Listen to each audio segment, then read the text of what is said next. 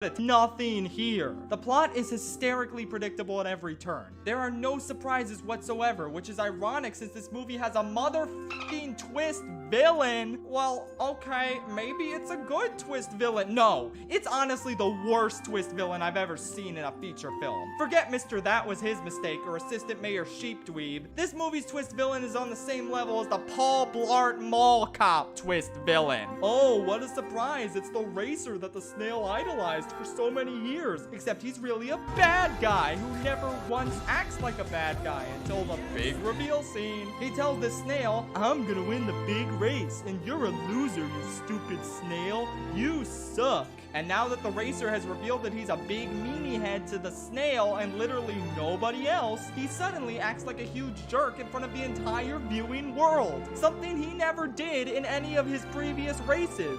What the fuck? That's not how you write a twist villain. That's not how you write a fucking movie. The big race at the end is embarrassing. All the cars have crashed and this snail is super close to the finish line. But oh no, he's lost his super speed. What does he do? He just gives up. Bro, you are this close and you have no competition right now. Are you fucking kidding me? He needs a pep talk from his brother to finish the race because this is a movie for babies. Literal infants. Well, gee, it's a good thing this baby movie is chock full of awful racial stereotypes as if it's actively trying to be the next Shark Tale. Well, newsflash, it will never be as memorable as Shark Tale. It's an absolute travesty that doesn't deserve to be talked about in the same breath as Shark Tale, let alone films like Megamind, Kung Fu Panda, How to Train Your Dragon, and The Prince of Egypt. I went into this marathon knowing that DreamWorks had its fair share of sucky films, and even I was insulted and appalled by the level of sheer worthlessness present in Turbo. DreamWorks, do better. Whew. I hope the next movie on the list doesn't get me as angry. This movie blows. Are you kidding me, DreamWorks? Are you out of your mind? Look, I consider just leaving this movie off the list entirely, pretending it doesn't exist, as I've done for the past year or so. But no, this movie doesn't get the luxury of getting off scot-free. It's awful. It is insultingly terrible given how excellent its predecessors are. It can't commit to a consistent fucking tone to save its life. Oh, you want me to feel sad that King Harold is dead? Well, I'm so glad you front-loaded his death scene with a pile of lame jokes and then played a random Bond song during his funeral. I'm so glad most of your jokes, some of which work on paper, suffer from god-awful comedic timing that completely butchers them. I'm so happy you gave us a dipshit villain we already got in the last movie, leading a bunch of bigger dipshits who change allegiances and motivations every time anyone gives a mediocre 2-minute inspirational speech. But I guess it's okay when 90% of the heroes are just window dressing who don't add anything to the story whatsoever. Every single new character this movie introduces is irritating in their own special way. Every single scene feels like a waste of time. This entire movie feels like a waste of time. It is worthless. There is so little value here, and I am so happy that now that this video's done, I have no reason to ever revisit it for the rest of my life. Oh, what's that? You have a single well-written scene? One good scene within this pile of shit? Well, congrats! I guess I'll have to give this movie a 2 out of 10 instead of a 1 out of 10. What a fucking tremendous accomplishment. So thank you, DreamWorks. Thank you for shitting on one of the best sequels ever made by following it up with this embarrassment. Thank you for turning an emotional series with actual intelligent writing for adults into a fucking toddler's paradise. Thank you for making people think that the Shrek series as a whole was always garbage and we were just remembering things wrong. No, we weren't. The problem was always this fucking travesty of a film. Okay, the next one won't make me as angry, I promise.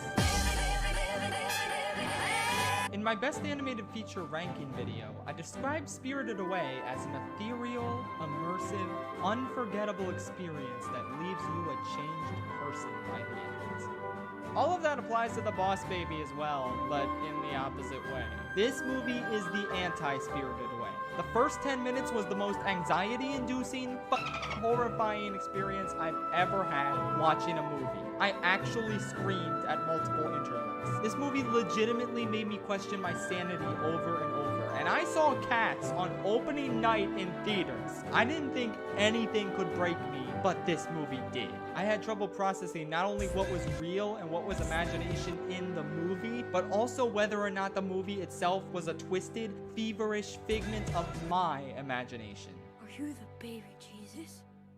Yes, I'm the baby Jesus. Eventually, things calmed down, and I was able to just watch the simultaneously nonsensical and conventional story unfold. The funniest parts of the entire movie were the attempts at emotional moments, like when the boss baby and the boy have a falling out and the boss baby storms away. I just burst out laughing because what the f did the movie expect me to do? Get emotional over the character of Boss Baby?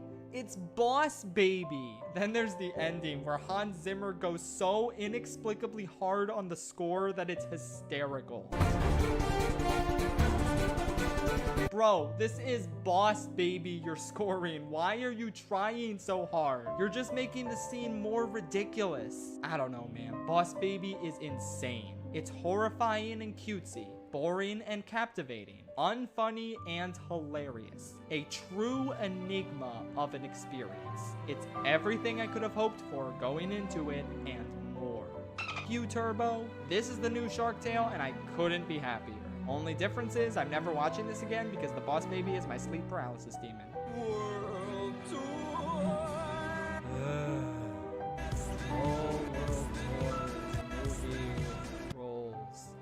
They make music and they do troll stuff. Okay. Look, this movie sounds like it has a good plot on paper. It tackles revisionist history and racism and stuff. No, it doesn't. It briefly pays lip service to these topics before bombarding you with Gangnam Style. It is about as deep as a glitter-filled puddle. I don't understand this movie. Like, why doesn't the sexy Sam Rockwell troll capture Poppy immediately? How did Poppy's gumdrop earplugs block out the power of a magic guitar? It's a magic guitar. It should work on you even if you don't hear the music. It's a magic guitar. Why doesn't Poppy just call their friends the Blurgons from the last movie? Have them step on the rock troll. Mission accomplished. Why, out of all the friends that could have come with Poppy and Justin Timberlake on this journey, why did it have to be the James Corden troll? I hate James Corden. So these are like K-pop trolls? Is there a Troll Korea? What's going on? The plot of this movie is just Infinity War, where there's 6 thingies a villain needs to put on a thing. But also Poppy tries to befriend a villain against her father's wishes, like How to Train Your Dragon 2. But then bounty hunters trap people using music, like in Shrek Forever After. It's not plagiarism if you steal from yourself, kids. I guess the rock troll was okay. The music was okay sometimes. I don't know. Hey, wait a minute. I don't need to talk about this movie. This is a ranking of the theatrical DreamWorks releases. And Trolls World Tour isn't a theatrical release, is it? Haha! Nobody's smart but me! Oscar! Raise the reef, buddy. Shark Tale is such an atrocious movie and I don't understand how people like it. With that said, I love this movie. I am obsessed with it. It is such an abject failure of a motion picture in every conceivable way that it is truly captivating. Literally the only thing about this movie that works is the voice acting. Hot. Oh, that's hot. The writing is complete garbage, but the way these actors deliver their lines leads to some genuine, unironically funny moments. I tell you, shut up. What? Hello? Yeah, hey Mario. Let me get a large double olive. Luca. Oh, hi, boss. You're working at Pizza Castle now? Or maybe they're ironically funny, I can't tell. Otherwise, the animation is laughably unfinished.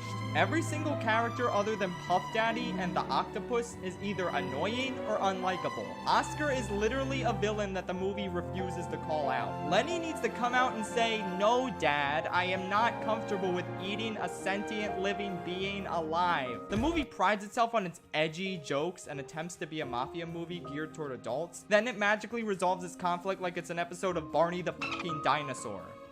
Or Steven Universe. What? Who said that? Literally every single thing people hate about DreamWorks is in this movie. It is the perfect storm of awfulness that only comes once in a blue moon. It's probably the true worst DreamWorks movie, but I can't realistically rank it last because it is a joy to watch and think about and meme and be absolutely baffled by. I am never bored watching Shark Tale. I am always fully alert and attentive. I adore this movie and my obsession with it has only grown with time. And that's because it is, without a doubt, a cinematic disaster. Oh, and don't even get me started on the billboards. It's Kids Pop 40 with some of today's biggest hits. Hello, darkness, my old friend. If Turbo was a terrible movie intended for babies, Trolls is a really good movie intended for babies. The animation is stellar and makes the whole thing look like a really neat art project. And honestly, I kinda liked it for about 30 minutes before it turned into, oh, let's sing 27 terrible pop song covers as we try to help this lady goblin hook up with McLovin Goblin. That's fun. Look, once again, this is a great baby movie, but it has such a boring story and it's such a bad musical that my interest in the film took a complete nosedive. And why do you need to auto-tune Justin Timberlake? He's Justin Timberlake, just let him sing normally. Whatever, it's a big old whatever movie that I have hilariously little to say about. Moving on. Why won't you sing? Because singing killed my grandma, okay? Monsters versus aliens. Holy shit, that hamburger at the beginning looks real. Anyway, Monsters vs. Holy shit, that hamburger at the beginning looks real. Anyway, Monsters vs. Aliens is not very good. It's not quite as bad as I remember it being as a kid. I mean, this movie made me laugh at least 6 or 7 times, so that's worth something, I guess. None of the characters are hateable, though none of them are particularly likable. The action has such astoundingly low energy to it that it bored me to tears. And I feel like the idea of a monster movie parody could have been fleshed out better than not at all. Like, this isn't a parody of monster movies, it's just a monster movie for children that isn't particularly funny or enjoyable.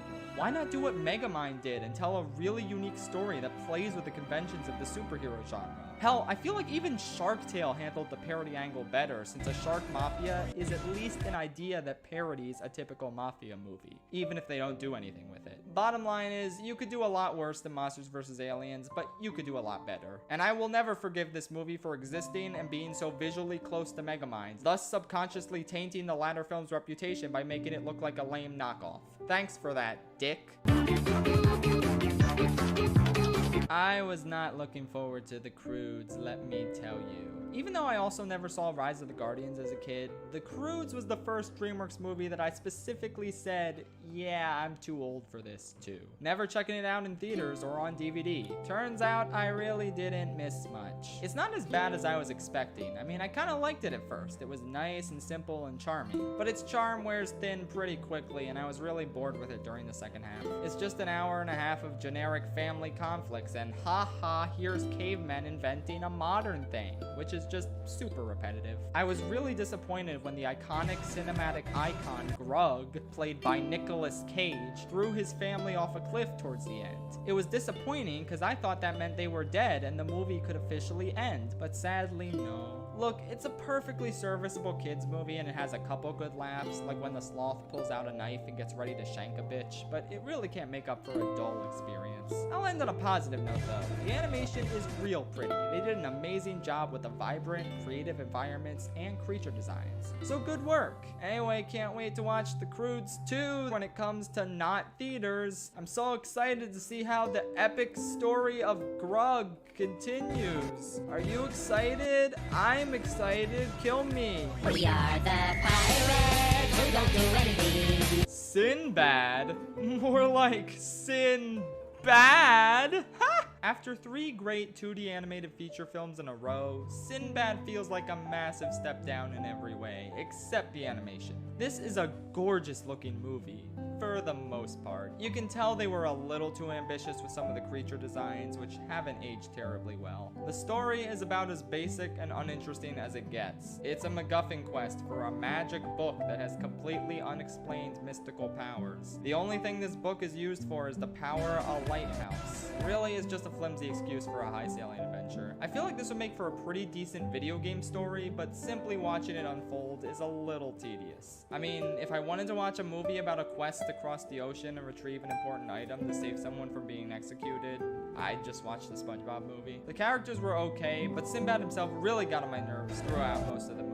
Eris is animated really well, but she couldn't be more basic from a character standpoint if she tried. Looks like I don't need to amend my DreamWorks villains list to add her on. Congratulations, Verminator, you're safe from elimination.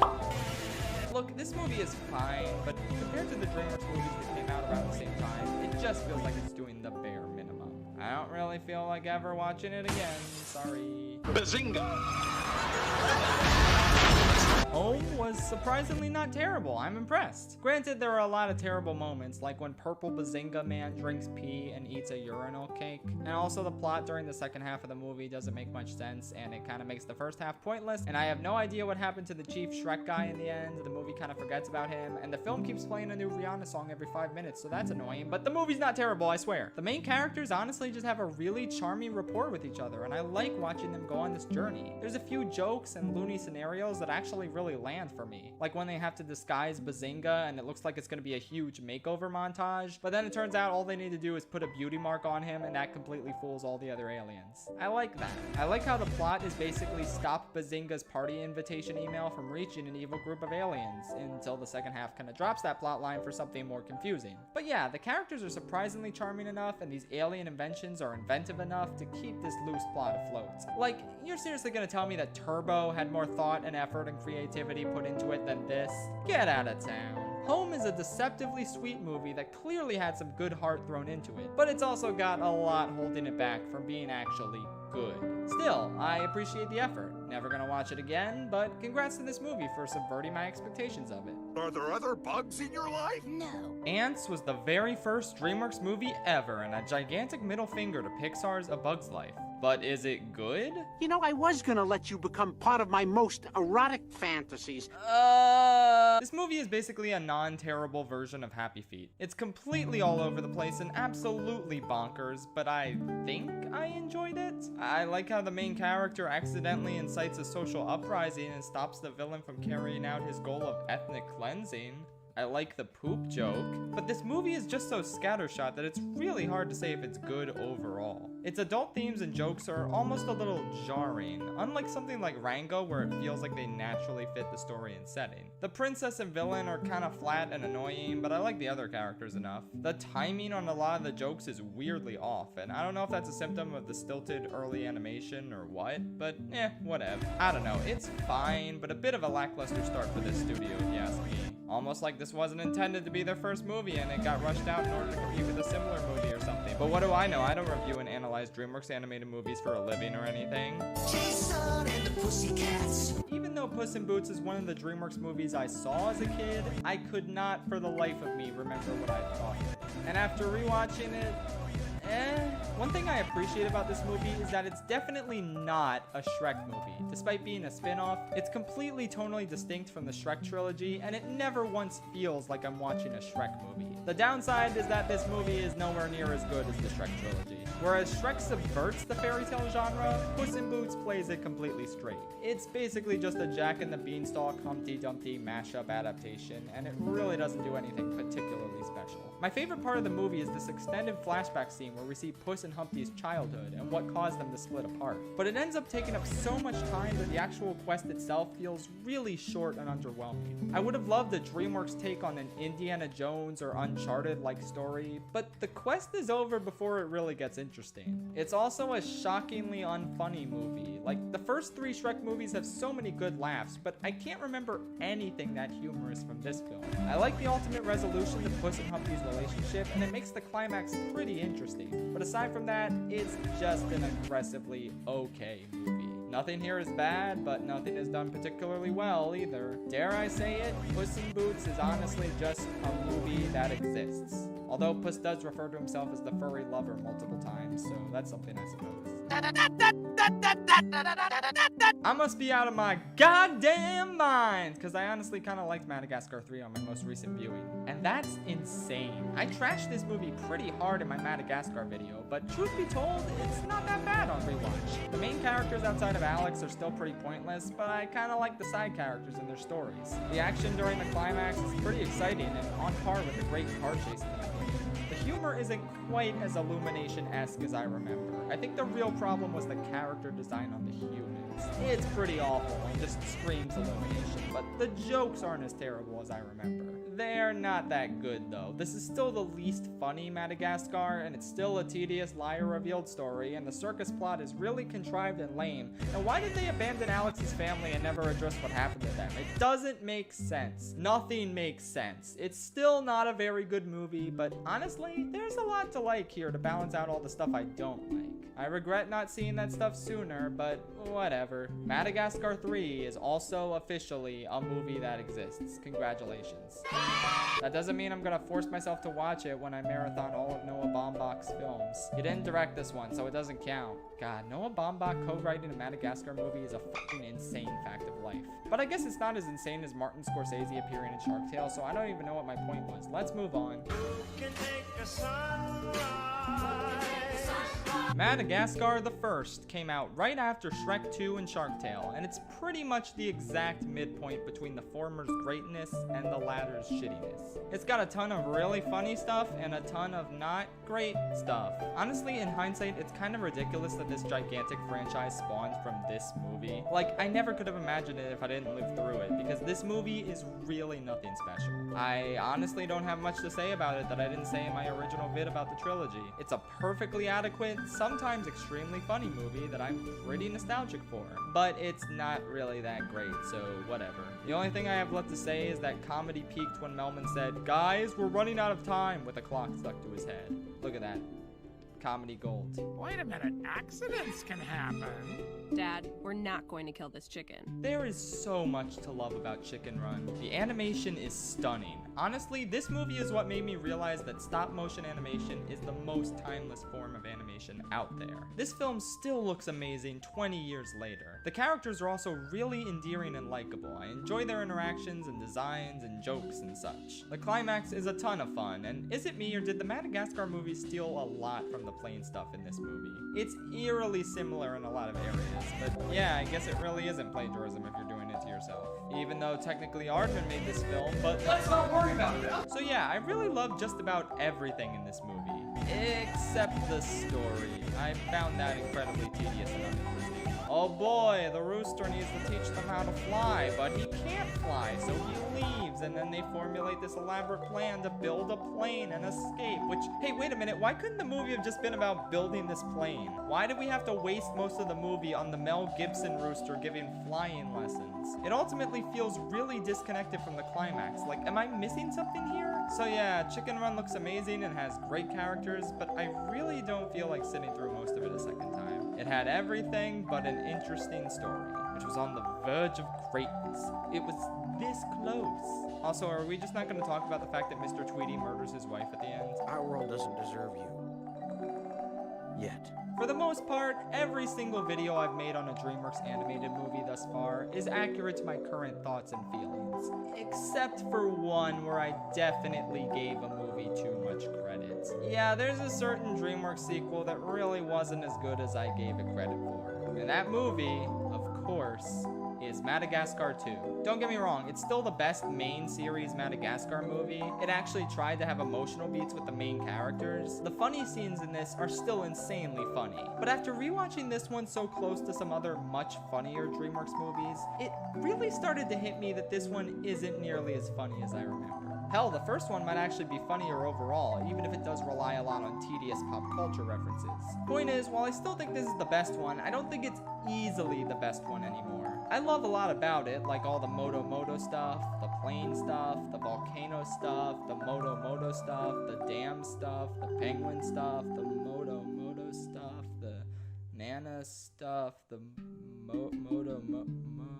Wait, what was I talking about again? But man, the stuff with Alex and his dad and the pathetic villain lion is not nearly as funny as I remember. And it takes up a lot more time than I remember as well. Whatever, it's still a decent movie, but I feel like if I want a stronger comedy, I'll just watch something with hedges or bees in it instead. God, I just can't believe how this video has shifted my Madagascar paradigm entirely. It used to be boom, first movie 6 out of 10, second movie 8 out of 10, third movie 4 out of 10. Now the entire trilogy is just floating around in 6 out of 10 limbo, and my video on the trilogy is basically ruined. I can't tell if these movies are good or bad anymore. This trilogy is an utter enigma that has fried my brain entirely. Somebody put me out of my misery, holy shit. Okay. What the Abominable! Can you believe that? Abominable was amazing. For like 25 minutes, then it turned into a worse version of Up. Movies like these really frustrate me because they could so easily go down as classics with a little story retooling, but instead this film has already been forgotten about. My favorite aspects of the film were during the beginning, like I said, where we see the main character living life, saving up money, and befriending this Yeti creature. It was wholesome as heck, and pretty magical, not gonna lie. But again, these characters soon hop on this boat and go on an adventure through the wilderness to get this Yeti home, and it's not really that good. The Yeti has vague, convenient, magical powers that do whatever the plot needs them to in order to get the characters out of any situation, which is really lame. Onward may be a worse movie, but at least in that movie they use different unique spells for each situation. This movie just has magic Yeti powers that can do anything basically, and it really deflates the tension. You start to ask, why can't the Yeti just fly them straight to his home if he can basically do anything? Also, there's a twist villain in this movie that, despite being something I legit didn't see coming, doesn't really add to the story at all. If you took the twist villain out of the story and just played it straight, the story would not really change. So that's odd. Also, this researcher lady looks exactly like a mix between Merida and Kari from The Incredibles. So that's a thing as well. I don't know, man. This movie tried, but not hard enough as far as I'm concerned. Props for setting the story in a place that isn't America, though. It's always cool to see different cultures portrayed in animated movies. Prepare for my civil rights beam. Well, boys, we did it. My character arc is complete, and I now finally see the penguins of Madagascar for the masterpiece that it is. And by masterpiece, I mean it's slightly better than all 3 Madagascar movies. What it lacks in humor compared to the first 2 Madagascars, it makes up for in zaniness and surprisingly good action. The plot is actually decent, and the villain is enjoyable, plus there are plenty of funny moments here and there. The movie kinda loses me with these other secret agents who aren't really that interesting, plus any attempts at an emotional moment really fall flat. Bro, this is the Penguins of Madagascar movie. Just fully immerse yourself in the zaniness and don't bother with the drama. Whatever, it's still a really fun time, but once again, I don't have that much to say about it. Just like the trilogy, it is also a 6 out of 10 film, and the show was still better. You know what else is better? The Madagascar Penguins and A Christmas Carol. Now that's an all-time classic. It doesn't count for the purposes of this list, but I'll let you know where I'd rank it if it did count when we get to that spot. Alright, we're officially about to get into the top 20. The good movies, the 7 out of 10s and above. I could use a breather before that because I have been talking for 30 minutes! How about I use my break to talk to you even more about Squarespace? There's no better way to build a webpage. Image of art website. Always this hidden FIS find the org or promote Squarespace and flushed away. You know what they remind me of? 800-588-2300 Empire. Today. Aside from that, Flushed Away is pretty good. I enjoy this movie's sense of humor, I like the villain and especially his henchmen a lot. I like the action, I like how the rat world is built from various human artifacts, and the villain's plan is honestly really creative and clever, gotta give some props there. Some stuff isn't too great, like these prototype minion slugs in a movie that came out 4 years before the minions existed. Even as a kid, I felt marketed to through the existence of these slugs. Yeesh. Also, the movie does that whole, oh, the main characters don't like each other, and there's wacky misunderstandings over and over, whoopsie shtick, and that's annoying. Also, this movie does that whole the main character is sad that he's alone thing, and it really doesn't do that terribly well either. Like, I think the Sonic movie did that thing better, honestly. But hey, this is still a pretty fun movie with the most alarmingly terrible human animation in DreamWorks history, but they're in it for less than a minute, so that's okay, I guess. Good movie, that's all. Moving on. What about dinner?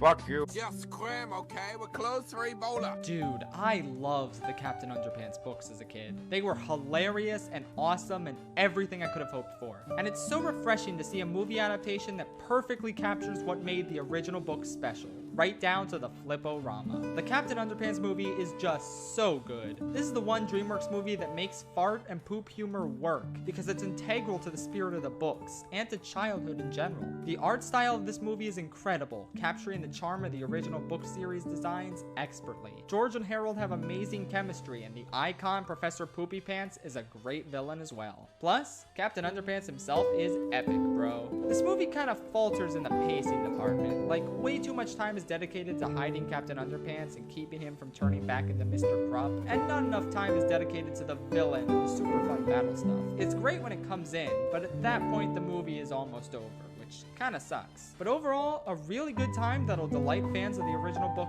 so much. I mean, they put the everything but fabric softener store in the movie. That's how you know they gave a shit about these books.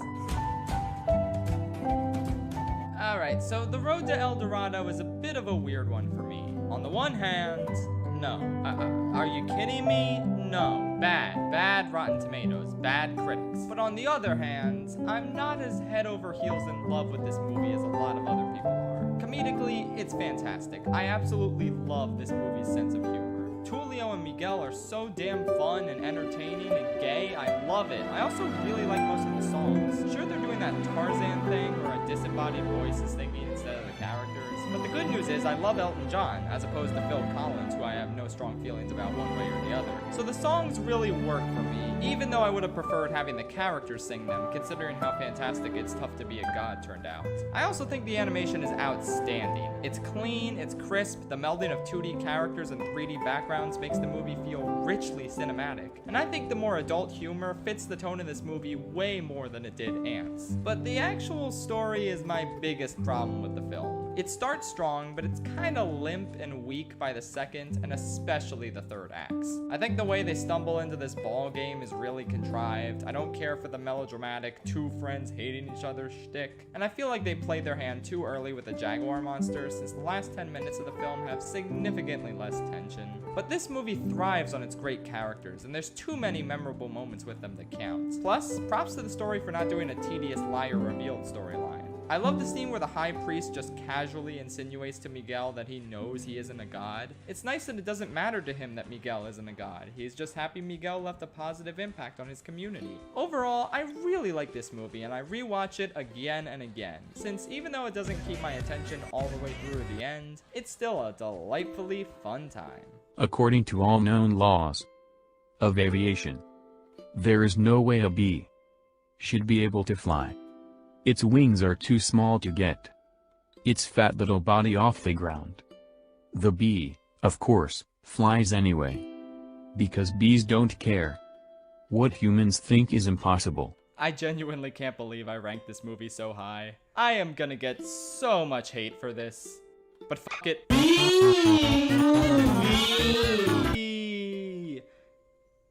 If Shark Tale solidified DreamWorks' reputation for making bad movies, and Shrek the Third solidified their completely unwarranted reputation for making bad sequels, then it was B-Movie that solidified their reputation for making bonkers movies. Much like Boss Baby, B-Movie is basically a shitpost that's trying to pass itself off as a feature film. But I will give B-Movie this. Unlike Boss Baby, it is a really, really good shitpost. This might actually be the funniest movie DreamWorks has made. I'm not joking. The story is scattershot and not well put together at all, but when the movie is making me laugh this hard, I could honestly care less. Every character in this film cracks me up, from Jerry Seinfeld B, to Renee Zellweger lady, to John Goodman lawyer, to Patrick Warburton Ken. You can tell that the voice actors just had an absolute blast with this movie. Every nonsensical plot point is completely justified on account of the insane comedic potential they provide. The only part of this movie I don't like is the last 30 minutes or so, where it tries to take its ridiculous plot seriously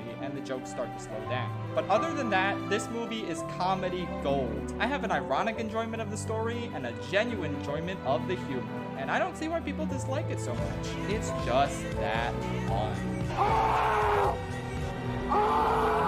After my my opinions on the Madagascar movies changed so drastically on rewatch. I was really hoping the same thing would happen with How to Train Your Dragon 2. I really wanted everything to finally click so I could just fall in love with this movie like everyone else. And my opinion did change on rewatch. The movie got a little worse. Say what? I'm sorry, y'all, but to me, this is the biggest disappointment out of all the DreamWorks movies. Obviously, it's still really good, but for a franchise this special, really good just doesn't cut it. And it's so frustrating because the outline of the story is perfect. It's just all these little details that pile up and bring down the entire experience. I already made a video covering all my problems with the movie, so check that out for more details. But yeah, this rewatch made a couple of those problems worse. The side characters annoyed me more this time. The villain was way more embarrassing than I remember. And the weird pacing made it feel like nothing really happened by the end, which is crazy. A ton of stuff happened in this movie. A ton of really great emotional stuff. But it didn't register for me because the connective tissue between the handful of phenomenal scenes just wasn't that good. It's still a good movie. I still enjoyed myself, but it frustrates me beyond all reason because I can so easily visualize the masterpiece it was so close to being. Again, watch my video if you want the deets. All I can say here is Stan Gobber, because he's the best character in this trilogy. Okay, moving on. Let me tell you, even though I already watched this movie recently for my video on it, I was still excited to watch it again. Over the Hedge is such a fun time. The visuals are great, the cast of characters is so endearing, it tells its story surprisingly well, it has the Verminator come on! It's just such an easy movie to like. DreamWorks has made its fair share of hateable garbage, and this movie is nowhere near that level. It's a delight. I love jamming out to the Ben Folds music or laughing at the spectacular voice cast. It's just a jam. Over the Hedge is a jam of a movie, and I'm sorry if you can't see that, society. Anyway, though, I've talked about it a lot, so watch the video on it if you want more elaboration. Okay, bye. Go on, bud. Lead them to the hidden world. Alright, look you guys, I've been hearing a lot of criticism towards a certain DreamWorks Part 3. Y'all are telling me that it's too kiddified, that it drops the emotional impact of the first two films for safe gags that really mess with the tone. And all of this contributes to a movie that's just not nearly as good as the first two. I've thought all this criticism over, and you're right. Kung Fu Panda 3 is easily the weakest one. Like, it's a good movie on its own, but coming off the first two, yeah, it's noticeably weaker. Kai in particular is emblematic of how this movie just isn't really trying quite as hard. Despite an excellent musical theme and some great J.K. Simmons voice acting, Kai just doesn't have the same compelling backstory or intimidating presence as Tai Lung and Shen. He's a decent villain, but not nearly as good as what came before. Speaking of which, yeah, this film gives off hardcore Return of the Jedi Ewok Village vibes. After such a dark, intense second chapter, the third one has us vibing in this panda village and there's not as much tension as there should be until the final battle. The film does have a great message about being yourself and using your own strengths. In fact, it arguably portrays this message stronger than the first film did. Plus, the stuff with both opposed dads is strong, the humor is good, and the spirit world battles are fantastic. The emotional moments still hit, the action is still really good, it's still a Kung Fu Panda movie at the end of the day. Despite being the weakest of the trilogy, it's really, really good, and it stuck the landing for the series exceptionally well. I'm so relieved it turned out so good, considering the fact that the DreamWorks films released around the same time were less than stellar. Time travel! I see this as an absolute win. How in the halibut is Mr. Peabody and Sherman this good? Like, this is honestly one of the biggest surprises on this entire list. I saw it in art class during high school one day and I thought it was decent, but even then, I didn't give it enough credit. This movie slaps. It's so funny and exciting and heartwarming, and it's a cute little history lesson, and seriously, have I mentioned how shocked I am that I kind of love this movie? I care about the relationship between this boy and his dog dad. I live for all these historical references and all these time travel shenanigans. The voice cast is great, the premise makes for so much wacky fun, the animation has a great style to it. They make an Oedipus joke at one point, like, come on! This is just such a hard movie to hate. It's not deep, it doesn't have any super strong themes or life lessons, but it's just fun. Pure, unadulterated fun that I highly recommend. Was that the bite of 87? You're guardians of the galaxy. Out of all the DreamWorks movies that weren't really successful when they really should have been, Rise of the Guardians is perhaps the one that stings the most. Not only is it really great, but it's practically begging for a franchise with how unique and enticing its world is. More creative interpretations of holiday-themed icons, please. Less of this troll shit, DreamWorks. Some elements of this movie fall a little flat, like the villain, who's a good rising threat, but a really boring character with a generic motivation and super lame design. Also, the design of these kids isn't great.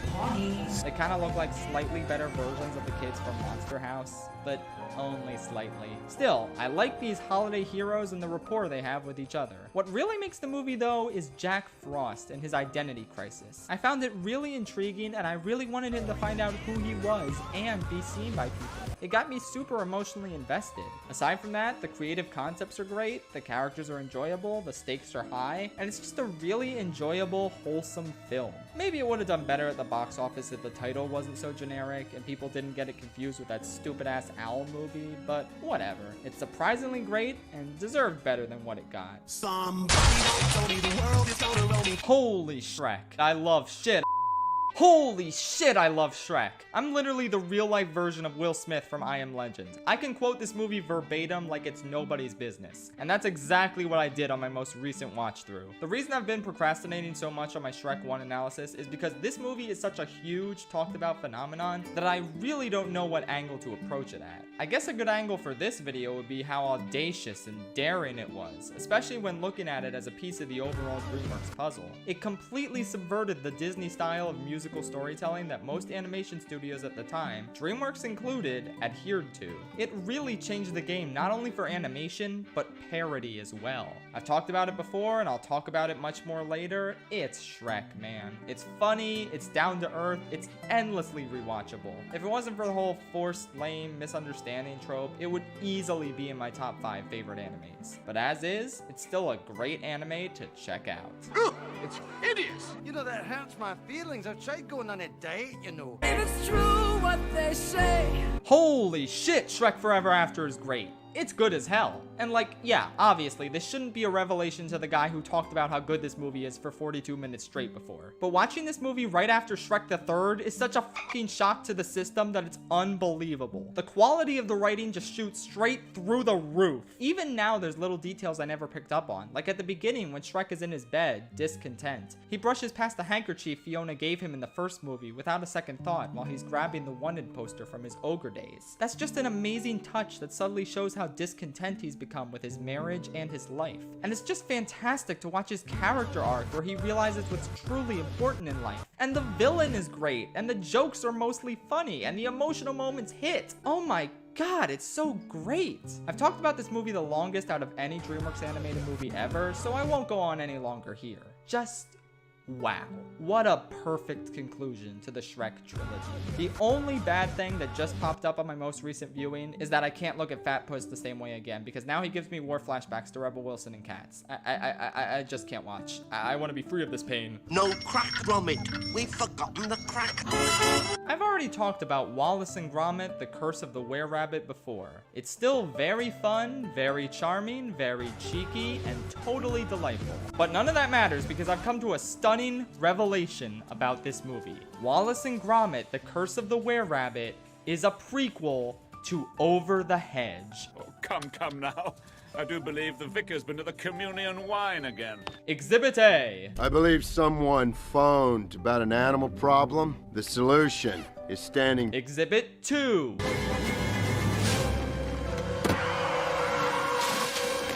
Exhibit Gamma. Get your hairy mitts off my waifu. Okay, I don't actually know what that last thing had to do with Over the Hedge, but you get the idea. DreamWorks was so impressed with Aardman's subliminal hedge messaging that they adapted said messaging into their own feature film less than a year later. I have eyes that can see right through ledge.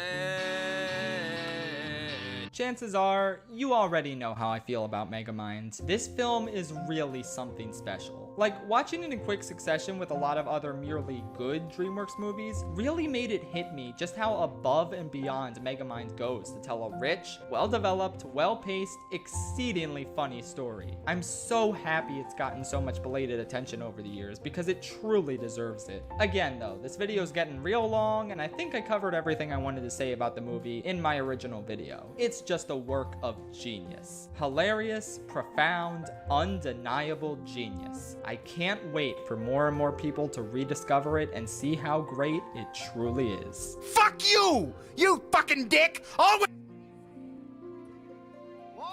God, now this is how you do a sequel. Kung Fu Panda 2 isn't quite as amazing as the first, in my opinion. It's a little bit slower paced, a little less funny, the action is a little weaker, and the villain is just a smidge less intimidating.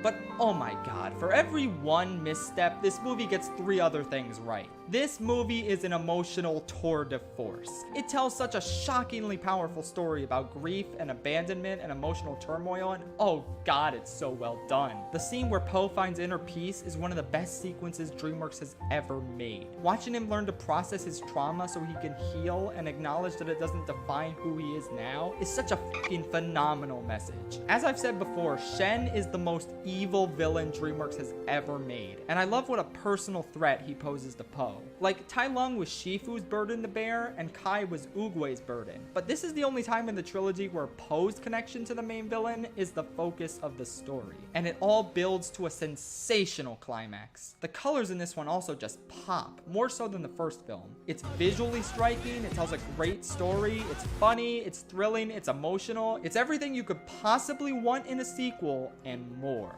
God, I should really talk about these movies sometime, shouldn't I? You create.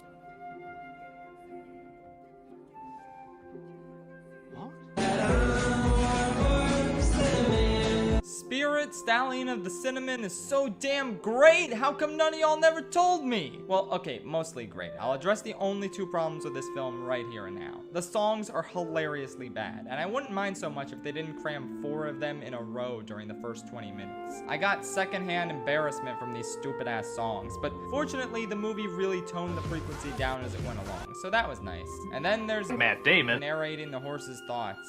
Talk about a buzzkill. This is legitimately what's holding me back from giving this movie a 9 or maybe even 10 out of 10 because it's so jarring and doesn't fit the tone whatsoever, and worst of all, it adds absolutely nothing. 90% of the time, Matt Damon is saying something that's blatantly obvious based on the horse's expressions or another aspect of the visuals. It almost feels like they went back and added him in post, like, oh, this movie is too mature and artistic. We need to dumb it down so kids don't get confused by the things that are blatantly shown through the visuals. I get that Matt Damon needed to practice playing an animal for his dramatic turn as an aardvark version of himself on Arthur a few years later, but this is just too much, man. So yeah, those 2 blemishes are what's holding this movie back from perfection, because honestly, everything else in this movie is perfect. It's like everything good dinosaurs should have been. The fact that the horses don't talk is wonderful. Sometimes I don't want to hear celebrity voices telling obnoxious jokes out of an animated animal's mouth. I just want to see a beautiful, uplifting story about a horse trying to get home. I got so invested in his romance with Lady Horse and his friendship with Little Creek. The movie takes its time and makes these relationships feel so natural, and it earns every dramatic beat to the point where I may or may not have actually cried at what is essentially a fake out death. But that's how well it's done. The beautiful melding of 2D characters and 3D environments, first seen in Prince of Egypt and Road to El Dorado, continues to evolve, making for such stunning action sequences. The colors are absolutely magnificent, and the score, holy shit, the score! It's so unique and varied and fits the mood of every scene so well. I really can't gush about this movie enough, so we'll put a pin in this conversation and talk about it more in its own separate video. Just great job, DreamWorks. You really nailed it with this one. I am the Night Fury Killer. This ranking was hard as shit to get through at times. The 2010s especially were loaded with so many terrible films that beat me down and made me question whether or not this marathon was even worth finishing. But damn it, I stuck it out. Not only because I had come so far already, but because I knew this masterpiece was waiting for me at the end of the tunnel. How to Train Your Dragon: The Hidden World is phenomenal. It takes a similar approach as Shrek Forever After, Chapter and recenters the narrative on the series' most important relationship, Hiccup and Toothless. It realizes that after all these years of the two codepending on each other, it's finally time to examine both of them as individuals. And this makes for a gripping story where both of them discover their own identities, ultimately realizing that despite how much they care for each other, they need to go their separate ways in order to survive and lead their respective tribes. It's such a profound story about love and loss, and it astounds me that DreamWorks went for such a bittersweet, yet ultimately perfect conclusion to this thematically rich, emotionally charged trilogy. I previously called this the best film in the series, but on rewatch, it's definitely got some stuff holding it back from topping the first one. The annoying side characters are still annoying, the middle of the story is a bit clunky, and yeah, Grimble did chain Toothless and the Light Fury up way too quickly, for sure. But for the most part, this movie is a huge improvement over the second in nearly every way. The villain is far more intimidating. The gorgeous flying sequences carried solely by the score are back. The focus is on the relationships that matter the most to the story. Toothless feels like more of his own character than he ever has before. The climax is far more enticing. The emotional beats are even stronger, and the ending is honestly the best out of any DreamWorks movie. I know the studio is still going, but honestly, I'm totally content with considering this the series finale of DreamWorks. Like how Endgame is a great series finale for the MCU. It really does feel like this is the swan song for the entire studio, where they pulled out all the stops and delivered one last tour de force emotional masterpiece. It's been quite a rocky road to get to this point, but it was all worth it for films like this. I'll review it soon, I promise. I'm gonna kick your ass! Kung Fu Panda is awesomeness incarnate. It is so much awesomeness crammed into a single movie. I honestly can't believe how well it works. It's a really great depiction of imposter syndrome and trying to live up to impossible standards imposed upon you. But at the same time, it's remarkable to watch Poe's perseverance and passion shine through, in spite of everyone telling him to quit. The philosophies offered by Master Oogway are really thought-provoking and interesting. The internal conflict Shifu grapples with over whether to trust his master's judgment or not is great. The pain Tai Lung had to endure after being told he was destined for greatness is really compelling. All the characters are instantly relatable and identifiable, which makes the drama in this film surprisingly strong. And that drama is channeled into some truly breathtaking, intense, well-choreographed, amazingly done fight sequences. From the prison escape to the bridge battle to Tai Lung and Shifu's climactic final duel, every new action sequence ups the intensity and dramatic stakes considerably, culminating in a more laid-back and humorous final battle that beautifully illustrates Poe's unorthodox fighting style. Tai Lung probably could have beaten Poe if they turned stage hazards and items off, but the fact that it's believable that a novice like Poe can defeat Tai Lung using the attributes and abilities that make him special, rather than by trying to be someone he's not, is a really powerful message. It's stunning how a movie this conceptually goofy can tell such a profound, exciting story that adheres to Chinese philosophies and culture so well. It's simply amazing. Yeah, I really do need to make videos on these movies, don't I? Dragon! In some ways, How to Train Your Dragon is kind of the anti-DreamWorks movie. Not trying to insult DreamWorks here, I'm just saying that at this stage in the game, we all knew their brand. Celebrity voice cast, somewhat raunchy humor, the whole shebang. Vanessa! Even their best movies like Shrek and Kung Fu Panda adhere to this formula while also being really excellent in their own rights. The scroll has given him power!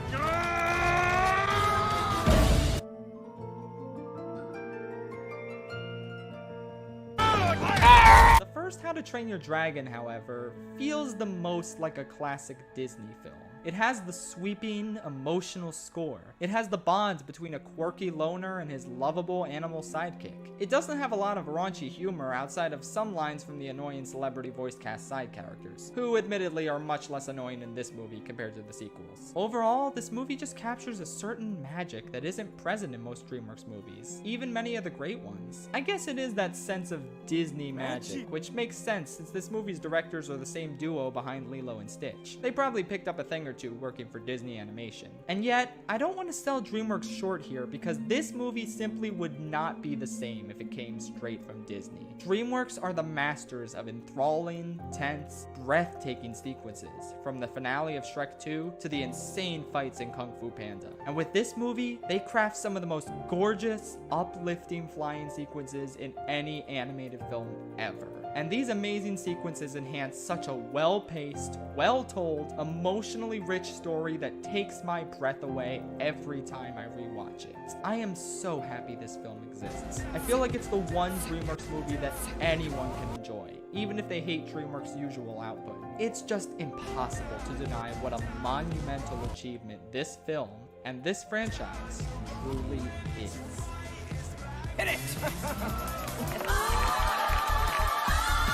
I cannot stress enough how much of a fucking miracle this movie is. I almost want to make a second video about it because I feel like I didn't cover nearly everything that's amazing about Shrek 2. I love every single scene in this movie. Every single aspect of it works. Not only is it consistently funny, not only is it a perfect extension of the first movie's world, not only is it tightly written to the point where there's barely any filler, not only does the entire soundtrack slap, not only is the story deeply emotionally driven and really heartwarming, not only is the entire cast amazing in their roles, not only does it have the best DreamWorks villain ever, not only is the climax unbelievably phenomenal beyond all reason, but this movie gave us Doris, voiced by Larry King, a true cinematic icon. I could go on and on about this movie, but I think you already know why it's a masterpiece. What a godsend of a feature film. I truly never expected Shrek 2 to be more important to my adulthood than my childhood, but I think it's just a testament to its staying power as an integral cornerstone of both pop culture and my generation. It's one of only 2 DreamWorks films that I would give that rare, elusive 10 out of 10 score to. And I think you can already guess what the other film is. On my most recent viewing of this film, it finally hit me. The Prince of Egypt might actually be the best animated film ever made. It's honestly impossible to do such an unexpectedly majestic work of genius justice with words, but I'll try. This is the only DreamWorks film that feels like a completely uncompromised vision. A movie that tells the exact story it wants to tell without any executive interference. There's a large celebrity voice cast and there's some comedic relief, yet neither of these detract from such a profound and sufficiently mature retelling of the story of Moses. Nothing is sugar-coated, nothing is dumbed down or softened. It really is the best possible adaptation of this story. This movie uses the rich language of cinema to convey ideas and themes just through the visuals alone. It's tremendously profound for a movie intended for younger audiences. The songs range from great to phenomenal. Not a single bad track to be found. They contribute so much to the size and scope of the story, taking full advantage of the medium of animation in the process. Even the weakest song in the movie made my top 30 villain songs list. Though to be fair, it'd probably get kicked off by Kick It Up a Notch from Starship now that I've seen that, but I digress. The characters are fantastic, with the growing rift between Moses and Ramses coming across as being so heartbreakingly genuine. The sequences and set pieces this movie shows us, from Passover to the parting of the Red Sea to everything in between, do such an amazing job of immersing us in this grand, tragic, and profoundly human story. The true miracle of this movie is how accessible it is to people of all faiths. I've seen so many people say that they adore this movie despite being atheist. And as a Christian who thinks 90% of Christian media is garbage, it's absolutely wonderful to see a movie tell a biblical story with such respect, finesse, and faithfulness to the core of what made the original story so impactful. There's so much to be said about this film, and I could never say it all. The Prince of Egypt is easily the greatest DreamWorks movie of all time. It isn't even close. Nothing will ever top this bold, risky, beautifully animated, artistically driven magnum opus of an amazing studio. Nothing except the Madagascar penguins in A Christmas Carol, baby! Remember when I said I'd tell you where on the list this would go if it actually counted? It's number 1. It's a masterpiece. Unironically, the greatest thing to ever come out of the Madagascar franchise, this holiday classic endures as a testament to the wonder and artistry of the medium of film. Incredible. I watch this Academy Award for Best Picture winning short film every Christmas, Hanukkah, Halloween, Kwanzaa, and also all the other days of the year. John Wick wishes it had action this good. Gex wishes it was this funny. Seriously, this is like a luau at Mel Blanc's house. At one point, the old lady is watching a football game on TV, but she's wearing an Alex the Lion foam finger. Did she not have a foam finger for the football team she's watching? Why even wear a foam finger? She's alone in her house. The Madagascar Penguins in A Christmas Camper tells important life lessons about family, eggnog, how mail systems work in apartment buildings, and it is for all these reasons why Mike's New Car is the best DreamWorks movie ever made. Thanks for coming. I'm gonna go lay down now. This took a lot out of me. Goodbye.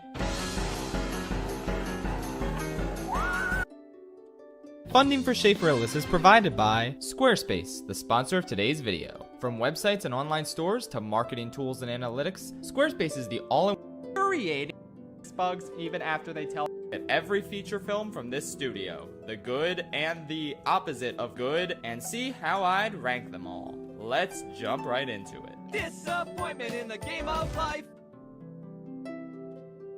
I mean, what the f do you want me to say? This is one of the worst sequels of all time and one of the worst animated movies I've ever had the displeasure of sitting through. It's awful by Illumination standards. There's enough to talk about here to fill up 3 whole cinematic disaster reviews, but honestly, what is the point? You know exactly what's wrong with this film. If you accept the insane premise that destroys every good aspect the original film had going for it, you're stuck with the most frustratingly stupid story Pixar has ever concocted. It is astounding how bad at their jobs these spy cars are. Imagine A Bug's Life, but Flick doesn't realize he hired circus bugs even after they tell him they're from the circus multiple times, and you basically have Cars 2.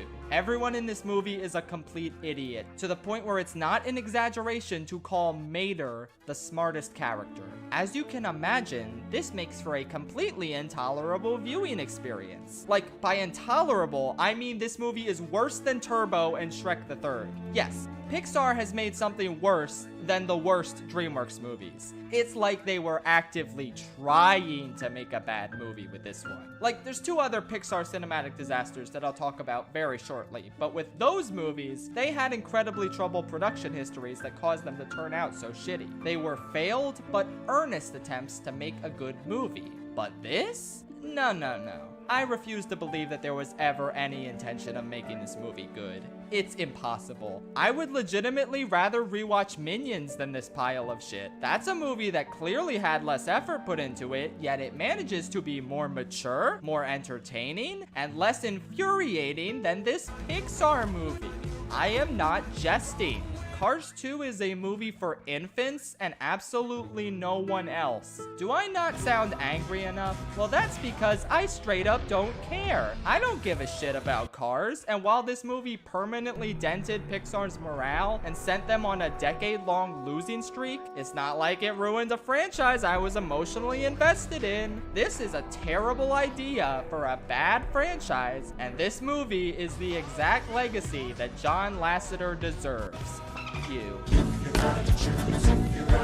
It's a tie. Ladies and gentlemen, for the first time in Schaefer-Ellis ranking history, we have a 2-way tie. What? Brave and The Good Dinosaur are pretty much equally awful, and I cannot for the life of me determine which one is less awful. They both have advantages and disadvantages that even each other out. For example, Brave has a story.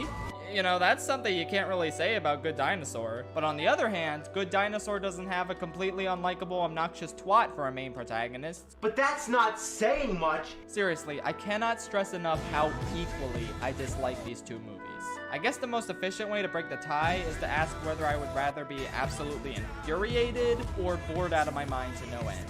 Which, Let's talk about these movies first. Both of them were the products of troubled productions, but Brave had far more insidious behind-the-scenes issues than Good Dinosaur. There's this excellent video by Licorice, I think, that I promoted a while back. It details everything that's wrong with this movie in excruciating detail, as well as its troubled development history. They fired the original director, Brenda Chapman, who, by the way, directed this one movie, you may have heard of it, it's called The Prince of Egypt. Yeah, they fired her, their first and currently only female director, because she wasn't falling in line with known degenerate John Lasseter. So they fired her and replaced her with this other guy who had no idea what the point of the story was. Gender has nothing to do with this movie. What the fuck are you talking about? There are plenty of stories where the main character's gender doesn't matter, but a story about a princess who's worried about getting married and losing her independence in a medieval kingdom is absolutely a gendered story, you dipshit. Whatever, this movie blows. Everything I said in my best animated feature ranking video still holds up. Merida is still the worst Disney princess and Pixar protagonist.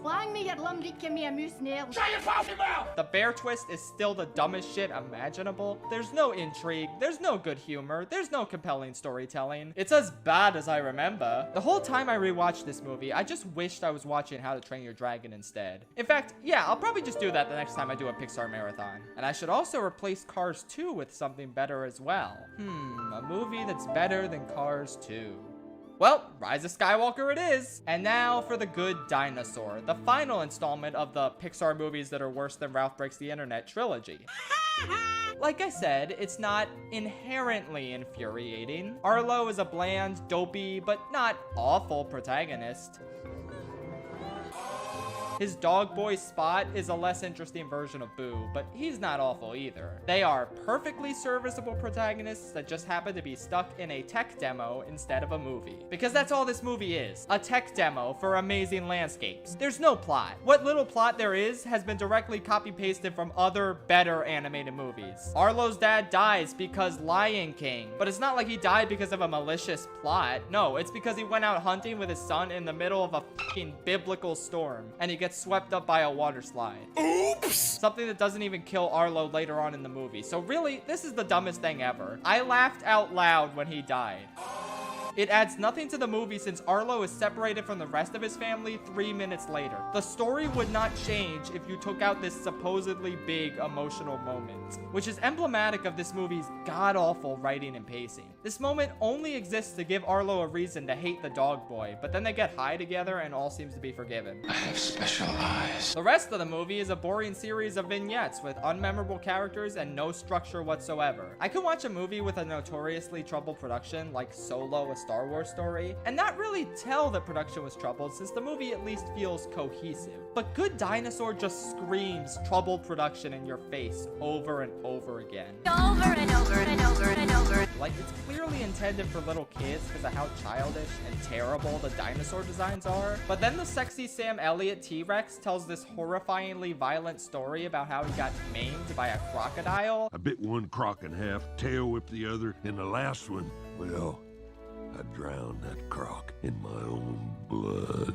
What is up with that? There's so much gratuitous violence in this baby movie, and you just have to ask, who were they making this for? And obviously, the worst thing about this movie is how thoroughly it wastes its premise on such a nothing story. Humans and dinosaurs coexisting, and this is what you do? You make the human a dog, and you give us no reasons for the story to be about dinosaurs? Gee, thanks! So yeah, it's a complete and utter mess with very little to enjoy, and I think after bad-mouthing it in so many videos now, I should probably give it its own cinematic disaster review. I have a lot more to say.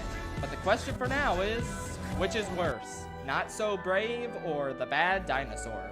I mean, I guess I could judge them by which one had the better scene. I liked the first 10 minutes of Brave enough, and the cult leader pterodactyl eating a squirrel alive was funny. But both of these movies have one great scene each in them. In Brave, we have that amazing moment where Merida defies her mother and shoots an arrow straight through another arrow. Badass. And in The Good Dinosaur, there's actually this really touching scene where Arlo and Dog Boy tell each other what happened to their families without any words, just these little stick people. These two scenes manage to capture the magic of Pixar for but a fleeting moment, which is more than that f***ing abomination Cars 2 could ever dream of doing.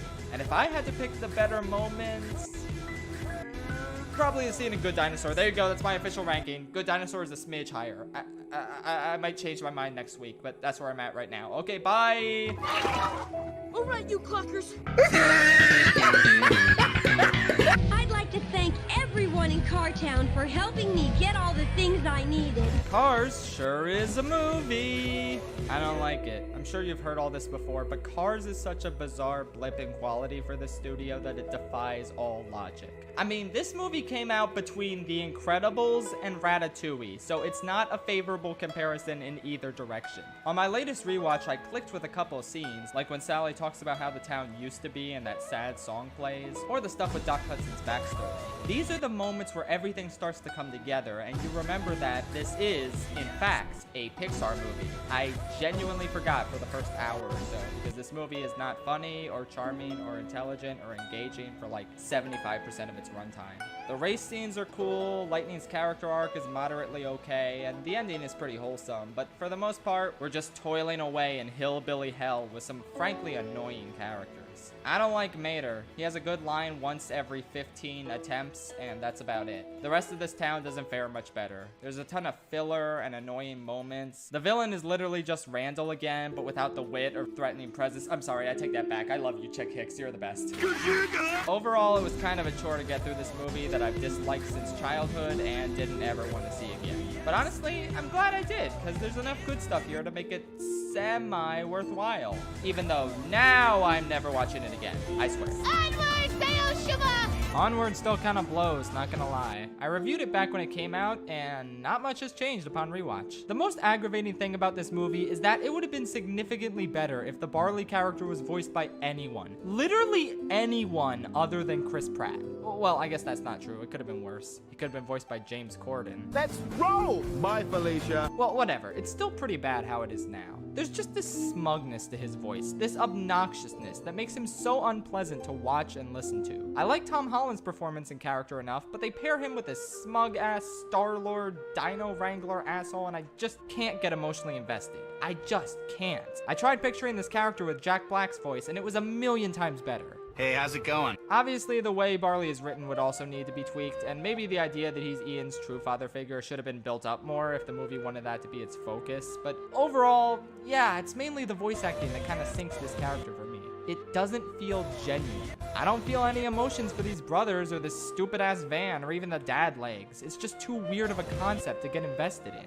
Speaking of concepts, the idea of a fantasy world that gradually forgot about magic and needs to rediscover it is cool, but they don't do anything interesting with it. Every character they come across that stopped adventuring or stopped using their wings or whatever just regains their magical attitudes or abilities accidentally, after like 5 minutes of interaction with the main characters. It's repetitive and lame. The movie has a handful of scenes that work, like the crossing the bridge scene, and the final battle and emotional resolution especially are really, really strong. I feel like it almost made up for the rest of the movie's mediocrity, and it's really the only reason that I have it ranked above Cars. Lastly, while I'm glad a ton of people like this movie, I hated getting comments like, "You obviously never had a brother. If you did, you would actually like the movie."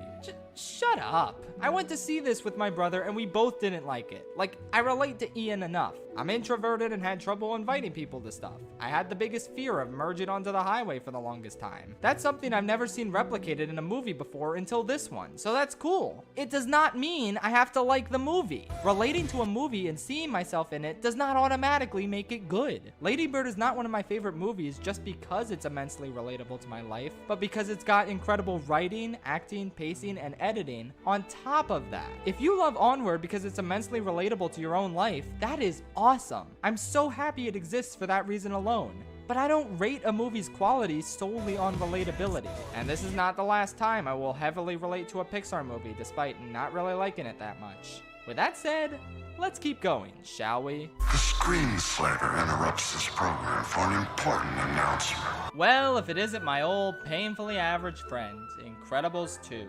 Honestly, my original review of this movie is pretty much right on the money, aside from my unfortunate slander of the score. The score slaps, and I'm sorry I said otherwise. But for the most part, this movie pisses me off.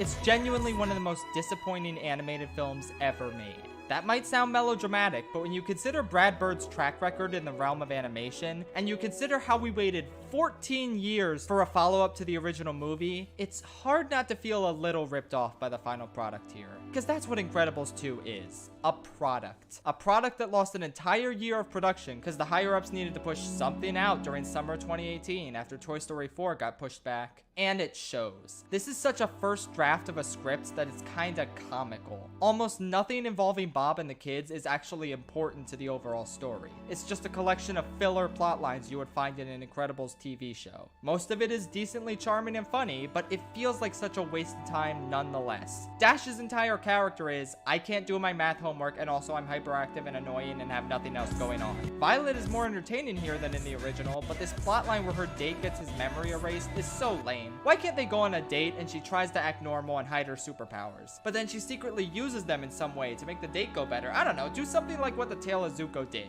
Do more interesting things with these characters. Bob was honestly really unlikable in this movie. Like, he actively resents his wife's success, and they never give him a moment where he apologizes to her or comes to terms with his disappointment at not doing hero work. They just drop this plotline entirely when we get to the final act, so they basically made him unlikable for no reason. Cool. Jack is funny, especially when they pair him with Edna, but again, none of this ever becomes plot relevant. It's just more filler in a movie absolutely coated with it. The Elastigirl plotline has great action sequences, but they lead up to one of the lamest twist villains to ever come out of either Disney or Pixar. She's so predictable and her ideology isn't well fleshed out at all, leading to such an embarrassing and unmemorable antagonist. Her brother is also kinda lame too. I feel like they didn't go far enough with his eccentric personality. If he was more like Varric, that would have been neat and memorable, but ultimately he's just a forgettable red herring. The other superheroes suck. They have no personality and their designs blow. In fact, that's another thing about this movie. I honestly hate the new character designs. They just don't look good in this animation style. Usually, Brad Bird has great, expressive character designs for his animated movies, but the NPCs in this movie just look awful. Even old characters like Bob just look too wrinkled and super weird. Like, tone the detail back, guys. Good lord. Another aspect of the visual design they really needed to tone down was the 50s aesthetic. Like, it's cool, it looks amazing, but it clashes so hard with the aesthetic of the first film that it feels off. I mean, this movie is supposed to take place immediately after the original, but you could honestly mistake the original for taking place in the modern day. I know I did as a kid. This movie, by contrast, is so aggressively 50s that it doesn't even feel like it takes place in the same universe as the first film anymore. And also, why was Void set up as someone important only to not be important? I thought for sure they were building up to her getting freed by Violet on the boat, and then the two of them team up to free everyone else. That would have made for such a great, natural dynamic, and it would be a good payoff for establishing Void as a character. But no, just give me my superhero lesbians already, Pixar. What are you waiting for? Look, overall, this is a fine enough time with good humor and great action, but it's got one of the messiest stories out of any Pixar film, and the characters just aren't the same. A ton of people got mad at me for not liking it that much when it first came out, but now, 2 years later, it's abundantly clear just how little of an impression this movie left on people. After 14 years of begging Pixar to release it, it finally came out, and now no one talks about it. And that's kinda sad. Monsters University is weird because I feel like it's simultaneously underrated and not really that great at the same time. Like, for a movie that has no reason to exist, it actually turned out pretty decent, and I don't mind its existence. Kind of like Solo: A Star Wars Story. Wow, that's 2 Solo: A Star Wars Story references in one video. What are the odds? This is the most I've thought about Solo all year. But yeah, it's a nice enough prequel that develops Mike and Sully's relationship pretty well. I like how they don't get along and feel the need to one-up each other. Plus, I like how Randall starts out as Mike's friendly roommate. My relationships with former roommates and or friends have definitely soured in the past, and I have no trouble believing that Randall and Mike hate each other to the extent that they do in Monsters, Inc. I just wish this movie didn't forget Randall as a character, because his turn to the dark side is entirely off screen, so that's bizarre and disappointing. Anyway, now that I've actually been to college, I appreciated the vibe this movie was going for. I think the time was right for Pixar to do a college movie, since the kids who grew up with the first Monsters, Inc. were probably at an age where this new movie was relevant to them. It hits a little harder with me for that reason alone. Another aspect of this film that doesn't get enough credit is the additions to the world building. This movie shows us that there's a science to scaring kids, that there's a bunch of different techniques to utilize in certain situations, and that every monster has some sort of unique attribute that makes them scary in their own way. It's really fascinating stuff. I also love the message this movie portrays. portrays. It really cuts deep, and I relate to it immensely. I personally always wanted to perform in musicals, but I just didn't have the singing chops. I was never quite gonna be good enough, and that's okay, because I found purpose through other aspects of theater, such as writing and directing. Mike's journey in this movie is so similar to mine, and I found that really special. He wanted to be scary so badly, and he tried his hardest, but it didn't work out. And that's okay, because he found purpose in scaring through his impeccable coaching, helping Sully achieve maximum scariness and resulting in one hell of a brilliant, emotionally charged final act. I'm so happy this movie exists just for its message alone. It honestly really helped me out at a time in my life when I needed it. But the movie is still not great, I'm sorry to say. For some reason, I relate to Dan Scanlon Pixar movies a lot, and yet still find them mediocre. I don't know why that is, it just is. But yeah, once we get to the whole Scare Games plot, I just completely lose interest, and that's a huge chunk of the film. So much stupid shit happens in this huge chunk. These unmemorable side characters get to be unmemorable. Mike kind of gets annoyingly arrogant for a while. This Dean appears to have no life outside of tormenting Mike and Sully. Like, oh my god, get over yourself. If you're mad they broke your scream can, you should have put it in a glass case, dipshit. The professor appears to get some sort of weird boner for Sully. And honestly, I just kind of don't buy the whole Mike isn't scary shtick the movie's going for.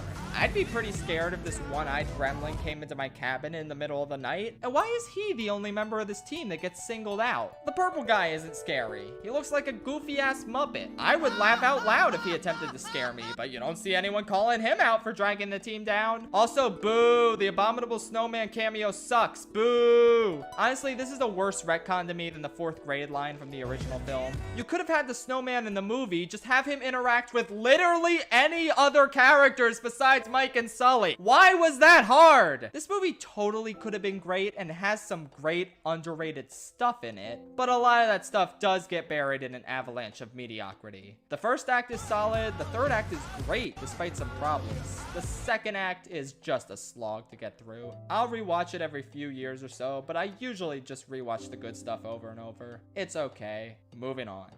You're old. Cars 3 is easily the best one. Amazing how Pixar managed to get something of quality out of this franchise, and all they had to do was wrench it from John Lasseter's filthy, grimy paws. Now, don't get me wrong, Cars 3 is not that good. It's just decent. But decent is a miracle for a franchise so conceptually broken. Speaking of conceptually broken, yes, everyone referring to Lightning as an old man when he looks and sounds just as young as he did in the first movie is confusing as shit. I don't like it. Some scenes are still really dumb, like this weird-ass training montage. The villain is just Chick Hicks again, but boring. You can't compete with Kachiga! You just can't.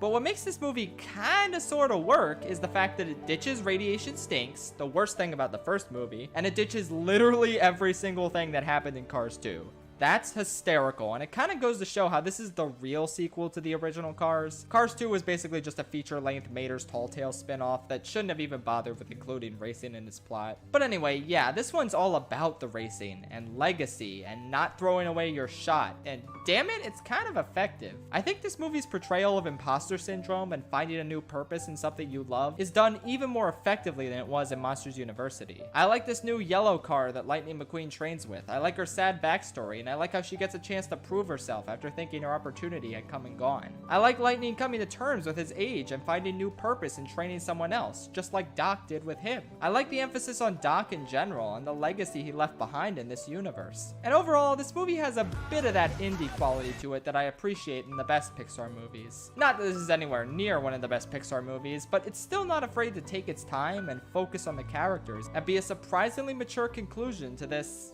let's be honest, duology of movies. Some of it is boring and some of it is stupid, sure. I guess that's kind of inescapable when talking about Cars. But for the most part, I had a decent time revisiting this, and I don't think I gave it enough credit initially. I'm kind of glad Pixar made this, and I might even rewatch it from time to time and just completely skip the first two, because I am genuinely not missing anything by doing so. Are there other bugs in your life? No. A Bug's Life is my favorite forgettable Pixar movie, of which there are many. I've said a lot of mean things about it in recent videos, but honestly, after rewatching it for the first time in ages, I've come to realize that perhaps I treated it too harshly. Don't get me wrong, the stuff that sucks about this movie really sucks. It's so overindulgent with the whole liar plotline, and it makes no sense whatsoever. This whole misunderstanding where Flick hired them without realizing they were circus bugs is really dumb too, and it's a shame so much of the movie's plot hinges on this dumb shit. Honestly though, aside from that, this movie is just really charming. Like, surprisingly so. The environments are really impressive considering how early on in Pixar's life this movie was. The characters are mostly endearing and funny. The action sequences and climax are surprisingly amazing. Hopper is such a great villain who almost seems a little too great for this movie, honestly. He probably elevates the score a bit because of what a good threat he poses. Randy Newman's score is a huge improvement over his already good Toy Story score, and yeah, overall this was just a really fun movie to revisit. It's not as thematically rich or compelling as later Pixar movies, which is probably why it's grown overshadowed by the rest of their impressive catalog. But it's kind of like the Pixar equivalent of Over the Hedge. Just some nice, funny, endearing, simple comfort food to snack on in between the studio's rich cinematic meals. Over the Hedge is still better though. You got Steve in me. Toy Story 1 is the weakest Toy Story, but it's also the funniest one. It's a riot. I am jealous of this movie's comedic timing. But honestly, aside from the humor and the general imagination of this toy world they've created, this movie just isn't really one of my favorites. Dare I say, it's one of the most overrated Pixar movies in my opinion. Did he just say he did? Like, it's a solid enough foundation for this studio, and it's a much better first movie than Ants, but it's got a few things holding it back for me from being actually great. It's probably not fair to say the animation, because it's insanely impressive for the time, what with this being the first fully CG movie ever, so we'll move past that. What I don't really like about this movie is Woody. I get that he's supposed to have this character arc where he goes from being really mean to more understanding, but honestly, he's just such a dick for so long that it makes a lot of this movie kinda unpleasant to rewatch. He had plenty of jerkish moments in the sequels, but in those movies you could see where he was coming from and kinda understand his perspective, because those movies had much more nuanced conflicts than this one. In this one, he's just fueled by his jealousy and resentment, and while it's somewhat compelling to see him move past that, it's just not very fun. Speaking of not very fun, we spend so much time in Sid's dingy nightmare house, and I kinda hate it here. Not only is it an unpleasant location with a really unpleasant, annoying antagonist, but it kinda drives the pacing to a halt. Aside from Buzz's identity crisis, there's not much going on here until Woody and Buzz have their emotional reconciliation. My last big problem with Toy Story 1 is that it just feels like it's saying the least out of all the Toy Story movies. It's really good at setting up Woody and Buzz's characters and developing their friendship, but it doesn't really do much outside of that. The sequels all have way more interesting themes, compelling side characters, and frankly better stories than this movie. It's a good enough introduction to this world that becomes the basis for some of the best sequels ever made, and it has its fair share of incredible moments, like the entire climax. But overall, it's not my go-to Toy Story movie, unless I'm in the mood for some phenomenal meme moments.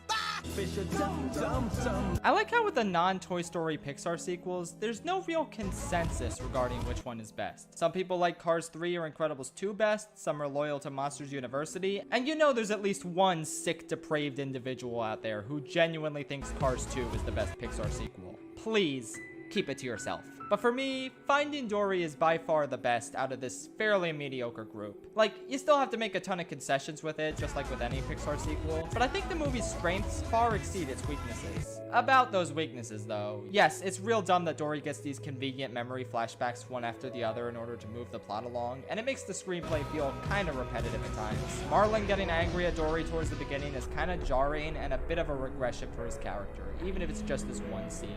Marlin and Nemo also don't add much to the story, and the new characters, while fun, aren't nearly as memorable as the original movie's characters. Aside from all that though, this is just a legitimately fun romp through this aquarium. I really like Hank, and I think he has a great dynamic with Dory. Speaking of that, Dory is just more entertaining to me in this film than she was in the original.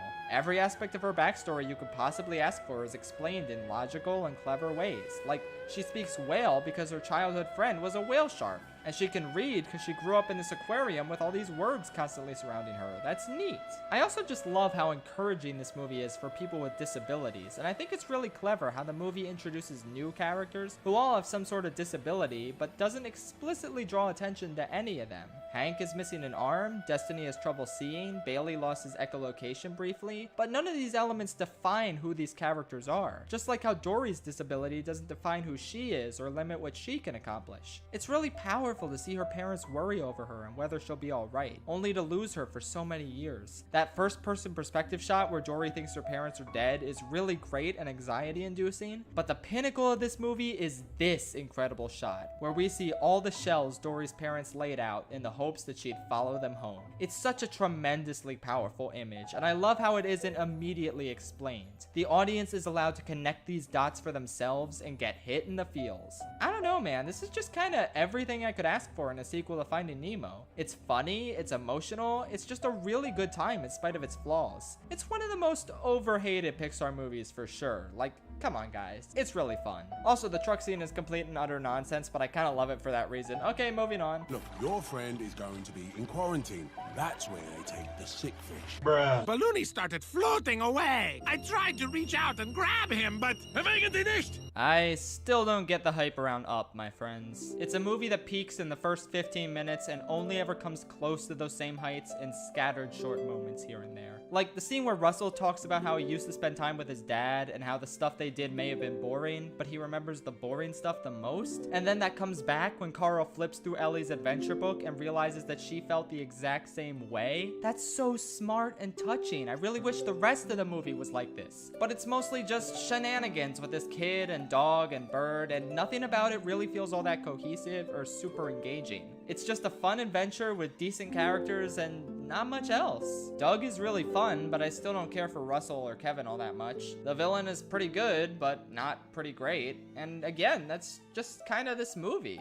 It's pretty good. I have a good time whenever I watch it. But if you're gonna open a movie with this, you better have a damn phenomenal rest of the movie in store. And this is just not that. I like it, it's charming, it's cute, it's fun, but it's not Best Picture nominee material, that's for sure. Now what? Finding Nemo is a good movie.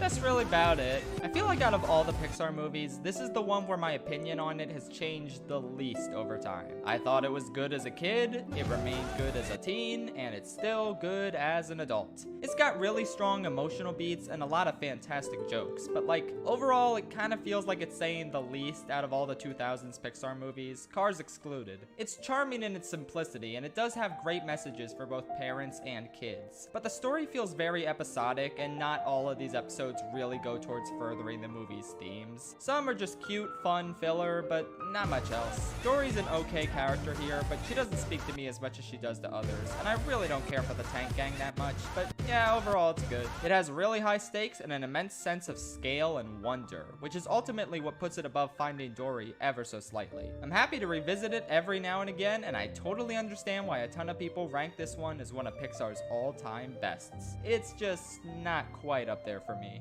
Alright, before we get to the top 10, the Pixar movies I actually consider to be great, let's take a moment to acknowledge that Finding Nemo had a net in it. You know what else has a net? The internet. And you know what's on the internet? Websites. And you know where you can build a beautiful website? Square. Comes choose a more specific to Square save 10 to the mindscape. For some reason, Inside Out is the Pixar movie that seems to have the most bad faith criticism attached to it. Like, there's people who revel in the idea that this movie is bad because, well, actually, Joy is the villain of the movie because she's too controlling and restrictive of the other emotions, and that's a bad thing. Well, no shit, that's a bad thing. The entire point of the movie is that Joy realizes she was wrong by acting that way. And by the end of the movie, she lets the other emotions take charge when necessary. She's a flawed individual who goes through a strong, tangible character arc. But I guess that makes her a villain to you people. Wow, I guess Woody's the villain in Toy Story 1 then, right? He's an asshole who drives the conflict and knocks Buzz out the window, so I guess he's evil. Never mind the entire second half of the movie where he realizes he was wrong and grows to befriend Buzz. Nope, that doesn't happen. Marlin never grew out of his antagonistic, overprotective father phase. Mr. Incredible never learned to appreciate his family above his work. Lightning McQueen never befriended a single person. Not one. They are the villains of their stories, because that's how it works. There's a lot of things you can critique with Inside Out, but if you genuinely think Joy being this malicious antagonist is a valid criticism, then these children's films are probably a little too advanced for you. Anyway, the reason Joy's character arc works for me more than Woody's in Toy Story 1 is because even though Joy is wrong to shun sadness and control the whole mindscape herself, she manages not to be an unpleasant character, at least for me. She's charming and fun, and it's clear that she means well. She genuinely thinks shunning all other emotions and trying to keep Riley happy 24/7 is the best thing for her. And it's really compelling to watch Joy realize that her way of thinking is fundamentally flawed. I especially love how the movie doesn't portray its message through dialogue that much. It opts to show us the value of sadness rather than outright explaining it. The climax is an absolutely stunning example of this. It's just an unbelievably amazing scene. I like how more of the Finding Nemo-esque vignettes found in this movie's journey are actually about furthering the movie's message about the value of sadness. And if they aren't about that, they're just wildly creative and fun, like that weird-ass trip to the second dimension. Also, another thing this movie doesn't get enough credit for, it's hysterical. Like, I laughed way harder and more frequently at this than most of the other Pixar movies. The physical comedy, writing, and voice acting are all equally sharp, making for a riot of an experience. In spite of a few bizarre plot holes here and there, this movie is simply great. And when it first came out, it was more than great. It was the first Pixar movie in 5 years that was up to the same level of quality as their 2000s movies. After Cars 2 and Brave, I thought Pixar was dead, and Monsters University didn't exactly fix things, so thank God this movie came out when it did. I can't let you throw yourself away. Much like how to Train Your Dragon 3 would have made for a perfect series finale to DreamWorks as a studio, I personally think Toy Story 4 would make for an excellent series finale for Pixar. I mean, Toy Story 3 would be a better series finale, especially considering how rapidly things went downhill for Pixar right afterwards, but regardless, here we are in the future, and I'm filled with emotions over how surprisingly great and conclusive Toy Story 4 really is. It seemed like the dumbest idea ever, right? Why continue a franchise that ended on such a perfect note? Toy Story 4 is already pretty bold for even existing, but what makes it the boldest Pixar movie to date is the fact that it is, as my brother put it, the anti-Toy Story movie. It runs so counter to the themes of the first 3 movies, basically saying, you know all that stuff Woody learned about what it means to be a toy? Well, throw it in the garbage. None of that applies to him anymore. And the insane thing is that the seemingly scathing statement about Toy Story 4 is exactly what makes it such an amazing, worthwhile conclusion for the franchise. All 3 had to do was stick the landing and carry out the natural progression of 2's narrative and themes. In both of these movies, Woody almost leaves his friends behind because he believes there's something more important than making a child happy. He could go to the museum and be preserved forever as a collectible that children admire from afar. He could go with Andy to college and live on as a keepsake, a memento of Andy's childhood. But he doesn't go through with either of these paths because as a toy, he values the love of a child above all else. This is what it's all about, to make a child happy. Except it's not. There's more to life for a toy than what they were made for. And by thrusting Woody into a position where he doesn't receive love from a child anymore, we get to watch him struggle to find meaning in his life, not as a plaything, but as his own person. This movie is all about breaking down the idea that toys only have value if a child loves them. With Bo's help, Woody is able to find new purpose by becoming a lost toy and helping other toys find owners. He's dedicating his life to a noble cause instead of collecting dust in a museum shelf or a college dorm or in Bonnie's closet. This is what makes his farewell in this movie so impactful and necessary. His mission with Andy's complete, and Bonnie will be okay without him. It's time for him to live his own life and not the life his kids make up for him. The first 3 movies all open with fantasy sequences involving the toys, because that's what those movies were about. How important toys are as children's playthings. The 4th movie opens with a real-life toy rescue mission, because that's what this movie is about. How important toys are as their own people. Toy Story 4 is just thematically genius, on top of being hilarious, exciting, powerful, and an all-around great time. Yeah, it has problems. Buzz's inner voice thing is ludicrous, but Pixar has honestly been kind of bad at writing him as a character for a while now. The pacing is a little slow sometimes, the getting the RV to the merry-go-round scene is flat out ridiculous, and a little more Forky would have been nice since he's fantastic. This movie is flawed for sure, and it's not quite as good as 2 or 3, but I love it nonetheless for taking a bold storytelling risk that paid off beautifully. I thought it was a good, solid 7 out of 10 when I reviewed it at Target way back when. But now it's a great 8 out of 10, y'all. I feel like it's another Pixar movie I should dedicate an entire video to, since it's easily the most overhated film in Pixar's entire library. But I love it, fam. It's a miraculously good conclusion to an amazing franchise. But for the love of God, don't make any more. There's nowhere left to go for real this time. Please stop here. Thank you. Good for your soul. Upon rewatch, I think I found Soul to be slightly better than Inside Out, yet still slightly beneath Coco. It's just kind of a lot to take in for a Pixar movie, providing some really poignant life lessons that'll hit adults way more than kids. It's a really smart and clever movie all about how you don't have to do great things to live a great life. It plays with the structure of a typical Pixar movie and goes to many unexpected places. Despite the overlap of ideas with movies like Inside Out and Coco, Soul is definitely its own distinct entity, and it really sticks out amongst Pixar's catalog. I think Soul is the best directed Pixar movie. Not only does the Soul world have this tremendously intriguing and ethereal feel, but the movie portrays the simple pleasures of life and the emotions of the characters in really clever and nuanced ways. Like in the scene where Joe is telling his mom why he wants to live his life the way he does. His mom is bathed in this harsh yellow light throughout most of the scene, in contrast with Joe's blue light, the same color as people's souls. And when he finally confesses to her that he's afraid his death would have meant that he amounted to nothing, she's touched by this and she walks into the blue light, showing that she finally understands what's at the core of his soul.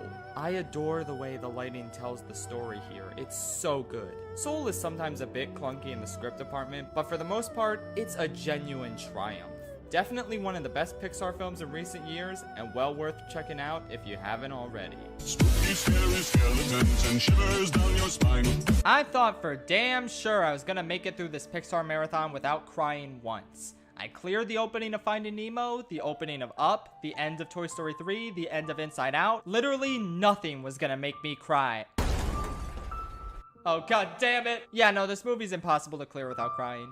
Just can't be done. So, I don't think it's controversial to say that Coco is the best Pixar movie to come out during the 2010s. And it's still only an 8 out of 10 for me. It's the best one, and it's an 8 out of 10. That's just a little bit sad. Yeah, this movie has a fair bit holding it back. It's not all that funny, the pacing kind of stalls in a few areas, the final battle is kind of lame. I mean, good god, Ernesto, just tear up the photo. Why did you keep it in your pocket? I don't get you! But in spite of all of this, Coco is astoundingly great. It's such a rich, powerful story that fully embraces the culture it portrays in ways that plain old Disney movies rarely do. Additionally, it has endearing characters, a breathtaking world, strong themes, an actual good twist villain, and just this sense of warmth that very few movies can fully capture. Coco just sucks me in every time I rewatch it. I'm so in awe of everything it manages to accomplish in such a short amount of time. And on top of all of its other strengths, the emotional climax and the actual ending are straight up the best out of any Pixar movie. It can't be overstated how flawlessly this movie comes to a close. It's just absolutely remarkable. I've talked about Coco many times before. I just love it. It is truly epic. But not quite as epic as Boss Baby! I'm sorry. I can now officially confirm that Boss Baby deserved the Oscar in 2017. But the Academy could rectify their mistake by giving the 2021 Oscar for Best Picture to the Boss Baby 2, Family Business. I will not sleep until this injustice is corrected. 3, 2, 1. Got a blast! Every time I rewatch WALL-E, I am just in awe of it. What a bold, stunning idea for a feature film. What a tremendous first act. What a fun space adventure. What an excellent environmental message. What a breathtaking love story. What a phenomenal movie.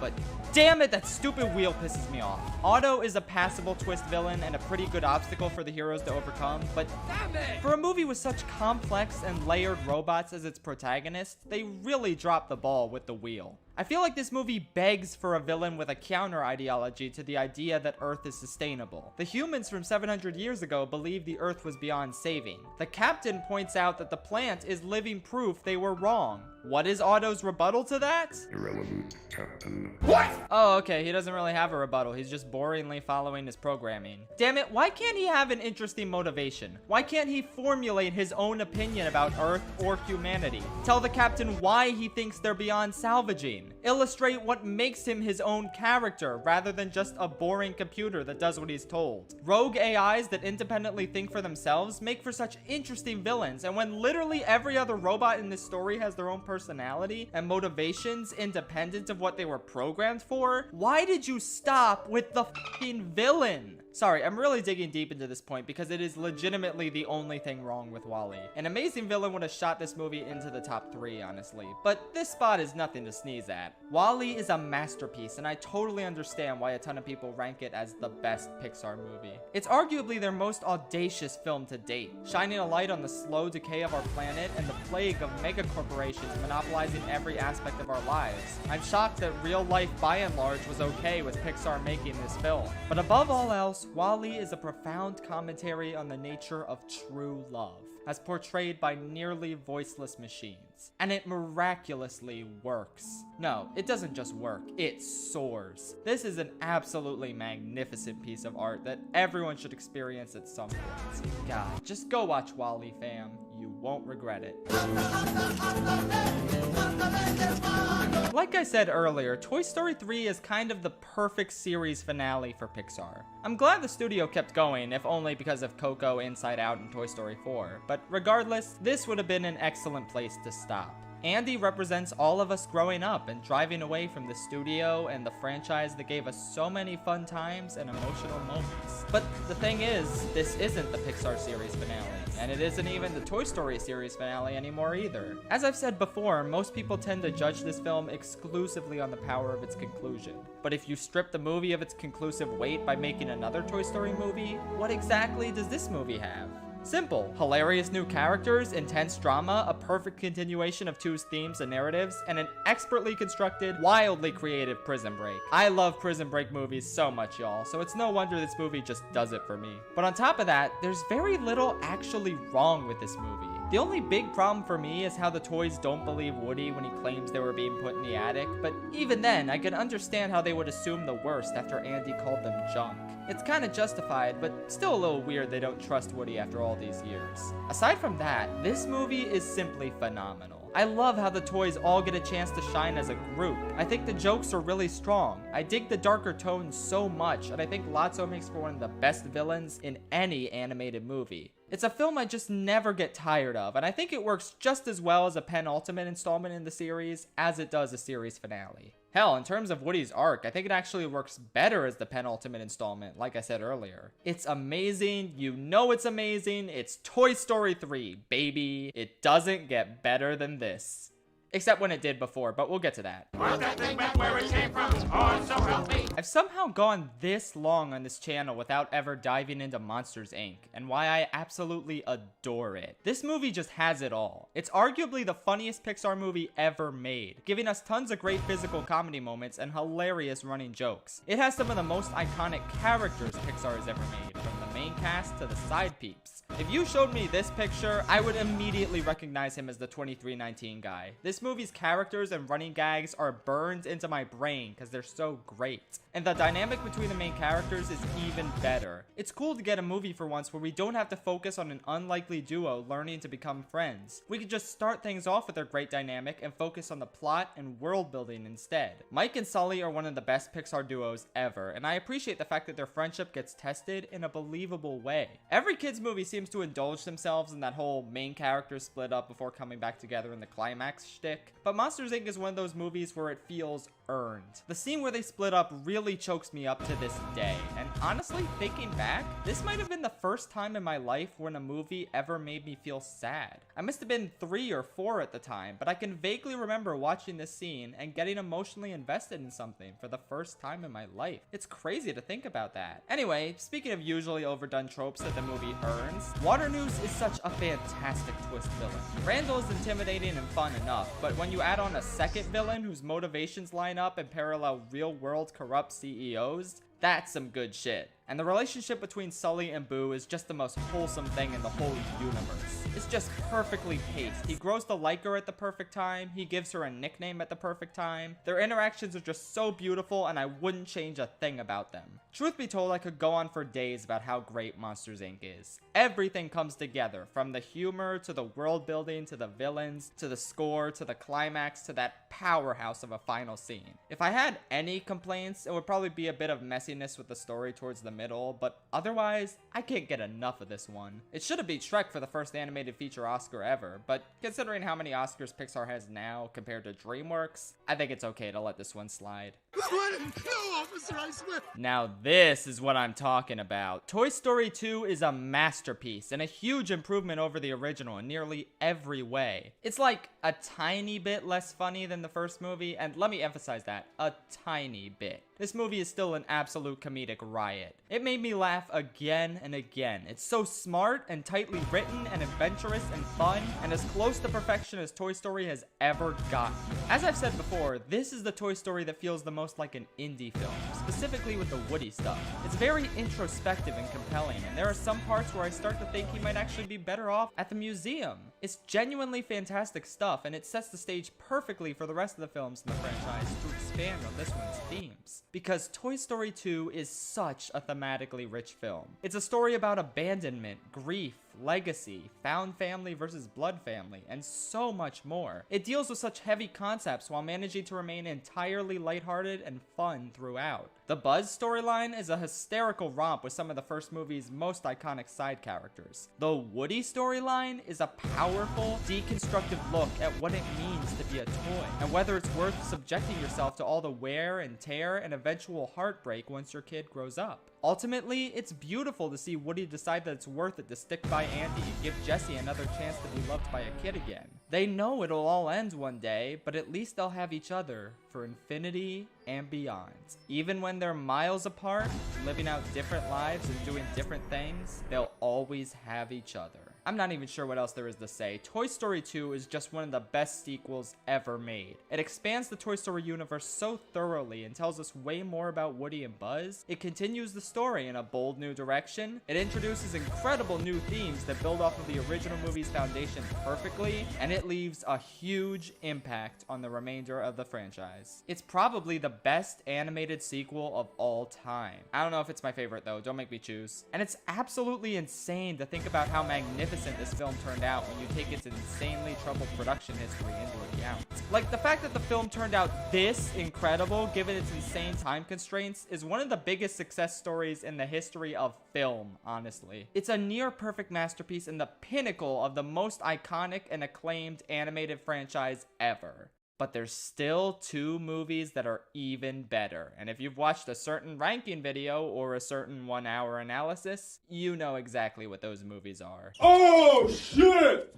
A rat! I've never really talked about it before, but I really like Ratatouille. That was a joke, actually. I have talked about it for a long time before. Yeah, there's not a whole lot I can really say about Pixar's magnum opus that I haven't already covered recently. It is just leaps and bounds ahead of most of the studio's output. It almost feels too sophisticated for them, which is crazy since their movies are already really smart and clever and witty and mature and emotional. But this one just cranks all of those attributes up to 12. It is a tour de force in the realm of animation. But again, I have an hour-long video about this film that you can check out at your leisure. Let's move on to number 1.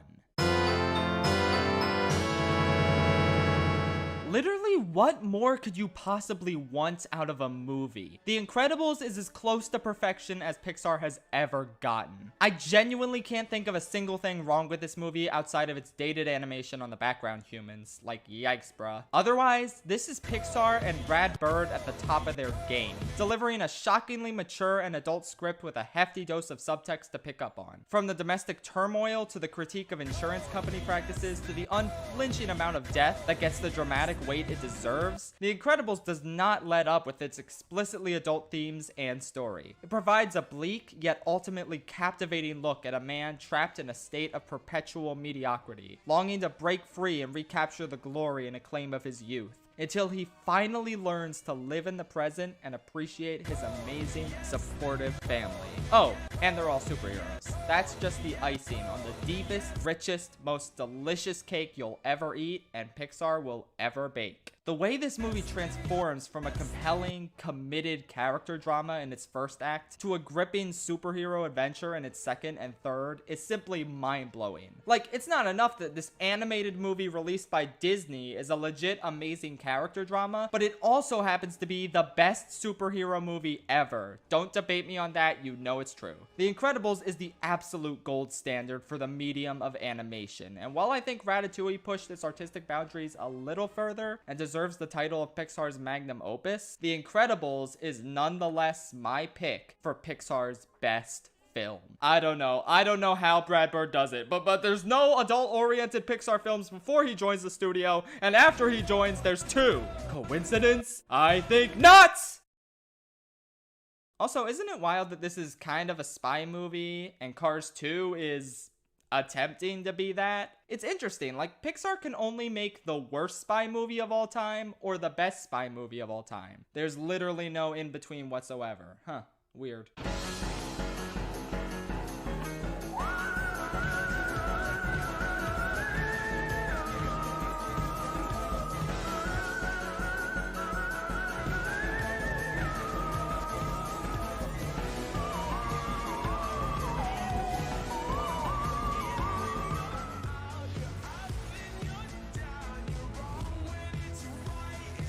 Funding for Schaefer-Ellis is provided by Squarespace, the sponsor of today's video. From websites and online stores to marketing tools and analytics, Squarespace is the all-in-one platform to build a beautiful online presence and run your business.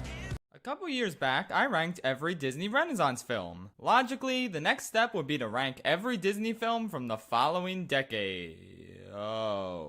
Yeah, the 2000s were kind of a weird time for Disney animation, where they didn't really know what they wanted to be anymore, and they just kind of made whatever they felt like, throwing everything against the wall and seeing what would stick. I mean, the first movie they made this decade was a follow-up to a 60-year-old visual concert, and the last movie they made was a regular old 2D animated musical, the only one they did since the 90s. They flipped between 2D and 3D animation, tried out all sorts of different tones from action to crude comedy, and they even made the cinematic equivalent of watching paint dry, so honestly, we're in for a wild ranking. Oh, speaking of which, no, The Wild is not part of the Disney animated canon. Don't comment and tell me that it's missing from the list. I'm not watching it again. We've got 12 movies that fall on such significant extremes of the quality spectrum that it's absurd. So, let's get started. Disappointment in the game of life. Dinosaur is the most boring movie I have ever seen in my entire life. What? My number one thought when watching this movie was, perhaps I treated the good dinosaur too harshly. That's how genuinely dull Dinosaur is. I don't even have much to say about it because, good lord, there's nothing to talk about. It's nothing but CG abominations walking through photorealistic landscapes for 82 minutes straight. The only worth this movie has are through its effects, which I'm sure were pretty groundbreaking in 2000, but look absolutely horrible today. The true travesty of this movie is the fact that despite the awful dated animation, the first 10 dialogueless minutes were actually really cool, with a really excellent score to boot. But yeah, the moment the characters start talking, it all goes to shit. No charm, no dramatic weight, no levity, nothing. Nothing of worth here whatsoever. This is the worst Disney animated movie I've ever seen by a landslide, but it's not even worth getting mad over. It didn't insult me with its persistent awfulness like Cars 2 or Turbo. It's just pure, unadulterated boredom. The only time I felt anything throughout this entire experience was whenever the love monkey opened his mouth. I felt an overwhelming urge to strangle him. Up next, Chicken Little. I actually really liked Chicken Little as a kid. I thought it was really funny and off the wall and one of my favorite Disney movies at the time. This is why kids shouldn't have opinions. Chicken Little is one of the worst animated movies I've ever seen. I can't believe Disney actually stooped this low. Like, holy shit, you have to try to make a film this awful. This movie was the victim of an insanely troubled production with a buttload of studio interference that actively made the movie worse at every turn. My sincerest apologies to Mark Dindal, who now has this piece of shit on his resume until the end of time. It wasn't his fault it turned out like this. He wanted to make a good movie. Oh geez, oh man, I don't even know where to start. And whenever I don't know where to start, I make an out-of-nowhere Shrek comparison. But this time, it's warranted. This movie wants what Shrek has so badly. It's a fairy tale parody with pop culture references and pop songs, and every character's a dick, and the animation is hideous. And seriously, this is the exact movie that the people who hate Shrek say Shrek is. Don't compare Shrek to this shit. Don't invoke his name. Everyone in this movie is either a whiny little dweeb or a gigantic asshole. It's truly remarkable what a sick and twisted nightmare world this is for the main characters, who aren't particularly entertaining themselves. The plot is about Chicken Little wanting to stop getting bullied by the town and emotionally abused by his father. So he wins a baseball game and everyone loves him now. That's it. Movie over, right? Ha! No, idiot! Because now the movie's about aliens for some reason. Yes. This is a baseball movie that becomes an alien movie. I can't concentrate. Just pick one. Pick one. The only good things in this movie are 3 or 4 funny jokes and this little alien kid Kirby. Oh, look at him. He's so adorable. Oh. Kirby is innocent in all this. He is to this movie what Babu Frick is to Rise of Skywalker. Man, f Chicken Little. All my homies hate Chicken Little. I'll probably give this a full-on cinematic disaster review sometime, because I genuinely feel like this near universally hated movie isn't hated enough. But as is tradition in my rankings, I still prefer it over Dinosaur because at least I felt something watching it. Wowee, that's 2 whole movies that are worse than Ralph Breaks the Internet. This list is off to a great start. Fortunately, we can only go up from here. I mean, that's literally how a ranking video works. Bear? Bear? Oh, Bear! Brother Bear is the first Disney movie I distinctly remember growing up with. I mean, I remember watching the 90s musicals, but I wasn't alive when most of those came out. No. Brother Bear was the first new Disney movie that came out while I was watching new Disney movies. As a result, it's a movie I have a certain nostalgia for. So you have to keep that in mind when I tell you that this movie is ass! It's so bad, and the worst part is that it tricks you into thinking that it's gonna be good. It starts out with this wholesome story about 3 Native American brothers, and one of them gets killed by a bear, and it leads this other brother on a revenge quest, and it's sad and captivating and profound, and I like it. Then they turn the main character into the titular Brother Bear, and the movie takes a fucking nosedive into a mountain. All of a sudden, it's a trashy baby film with terrible jokes and annoying characters, and I hate it. It's so annoying, it's so bad. They had something good here and they just mangle it. The real sad thing is that this plot development could work. Like, the outline of the story is brilliant. Kenai gets turned into a bear after he kills a bear, who turns out to be Koda's mom. Now Koda is all alone, and Kenai has to make his mistake right by becoming Koda's new guardian. A sort of Brother Bear, if you will. That's a good idea, and there's this really great scene late in the film where Kenai realizes that he killed Koda's mom. It's tense and anxiety-inducing and great. A splash of brilliance in an otherwise tonal nightmare of a 2nd and 3rd act. If they just didn't destroy the movie's tone with all these horrible baby jokes, the movie could have actually been good. But it's not. One last thing I want to mention is the Phil Collins songs. Unlike in Tarzan, where they're all the same level of quality, which is pretty good despite not really suiting the narrative and characters all that well, Brother Bear's songs work on a perfect downward trajectory. And I mean a perfect one. Each song is worse than the last. But with that said, the opening song is a banger. I honestly listen to it all the time. It fits the film perfectly, and it's just a great song on its own. Better than all the Tarzan songs combined. Phil really nailed this one.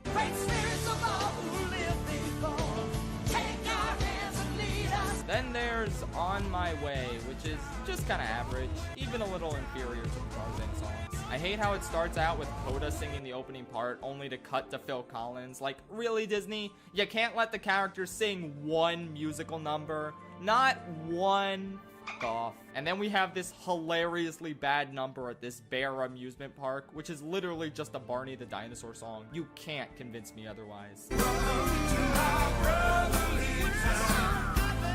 But then, the movie's crown jewel is this horrible song that plays over the emotional climax of the film. We don't get to hear this pivotal story and character moment because of this awful, borderline parody ballad. Brother Bear, I let you down, man. I let you down. Alright, is there anything else to talk about? It's pretty. I actually do kind of like the moose. The main character is voiced by Joaquin Phoenix, so literally all I hear is the Joker's voice coming out of this man bear. Nana, you won't believe this. I was at the top of this huge rock, and all of a sudden It's the police, ma'am. Your son's been hit by a drunk driver. He's dead.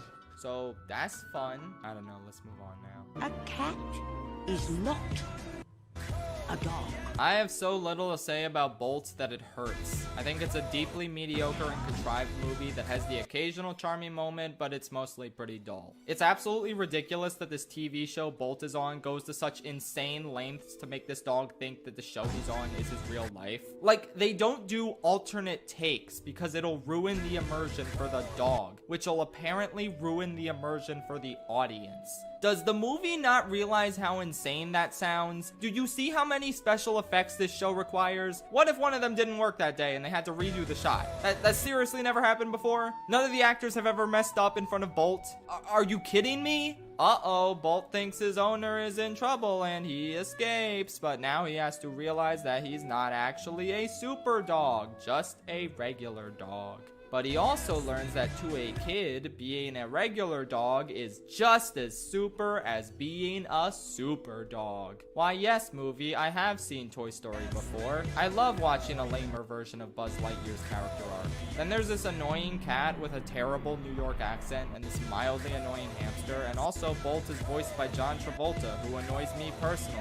You know what could have made this movie better? Have Bolt be voiced by Adam West. Play up his superhero tendencies even further. Have him be like, "Egads, what is this styrofoam menace?" Basically make him funny like Buzz Lightyear was. The version of Bolt we got is such a tepid and lame superhero when the concept of a dog who thinks he's a superhero could have been so much funnier. Again, Adam West. It would have been a great semi-parody of his version of Batman. You got him for the previous two Disney movies. I have no idea how you guys missed such an obvious opportunity here. The climax is really contrived and stupid. Plus the movie is so aggressively anti-cat that it hurts. You know what? Just writing about this lame-ass movie is making me angry. I have it ranked at number 8 right now, but screw it. I think I actually liked Home on the Range better, so we're bumping that up to number 8 instead. Oh, whoops. Spoilers. My bad. Because you're gonna yodel, obey me. Home on the Range is a lot like Home in the sense that they're both not good, but also not nearly as bad as I was expecting. Also, they both have home in the title. I don't know if you noticed that, but they do. Yeah, I remember disliking this movie a lot more as a kid, but it's not the worst thing ever. Just a mix of sometimes charming, sometimes annoying characters performing sometimes charming, sometimes annoying slapstick. Nothing more, nothing less. I kind of like this one egotistical horse who wants to prove himself, but then goes through some character development. The villain is pretty fun and enjoyable. Roseanne is the main character, so that sucks. There's a lot of burping.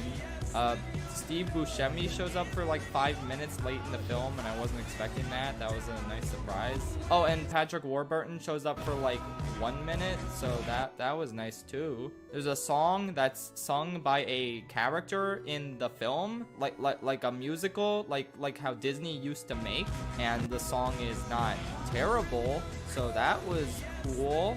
Yeah, I don't have anything else to say. It's not awful, which is a huge accomplishment for a film like this. Not gonna watch it again, but it was fine for one viewing. I especially like the part where the farm is being closed down! The Dutchman's treasure! Wow! Oh boy, I wasn't looking forward to this. Treasure Planet is okay. I've gotten a lot of requests to talk about why this movie in particular is an underrated masterpiece, and like, I'm really glad that's what all of y'all think of this movie, but yeah, I'm sorry, this just didn't work for me that well. There is one aspect of it I do consider to be truly exceptional, and that's John Silver. Honestly, one of the most interesting and well-written characters in any Disney movie. I love how he's established to the audience, but not the characters, as the twist villain. It sets him up for such exceptionally strong development over the course of the story because we actually get to see it. We see him start to care for Jim. We see him struggle between his growing conscience and the allure of the treasure. Everything involving him is believable, entertaining, and fantastic. I also like Jim Hawkins. He starts out as a bland, edgy, whatever kind of teenager, but there's some tangible development for him as well over the course of the story. He grows into his role as a hero in a more natural, believable way than most Disney protagonists. So these two characters are great.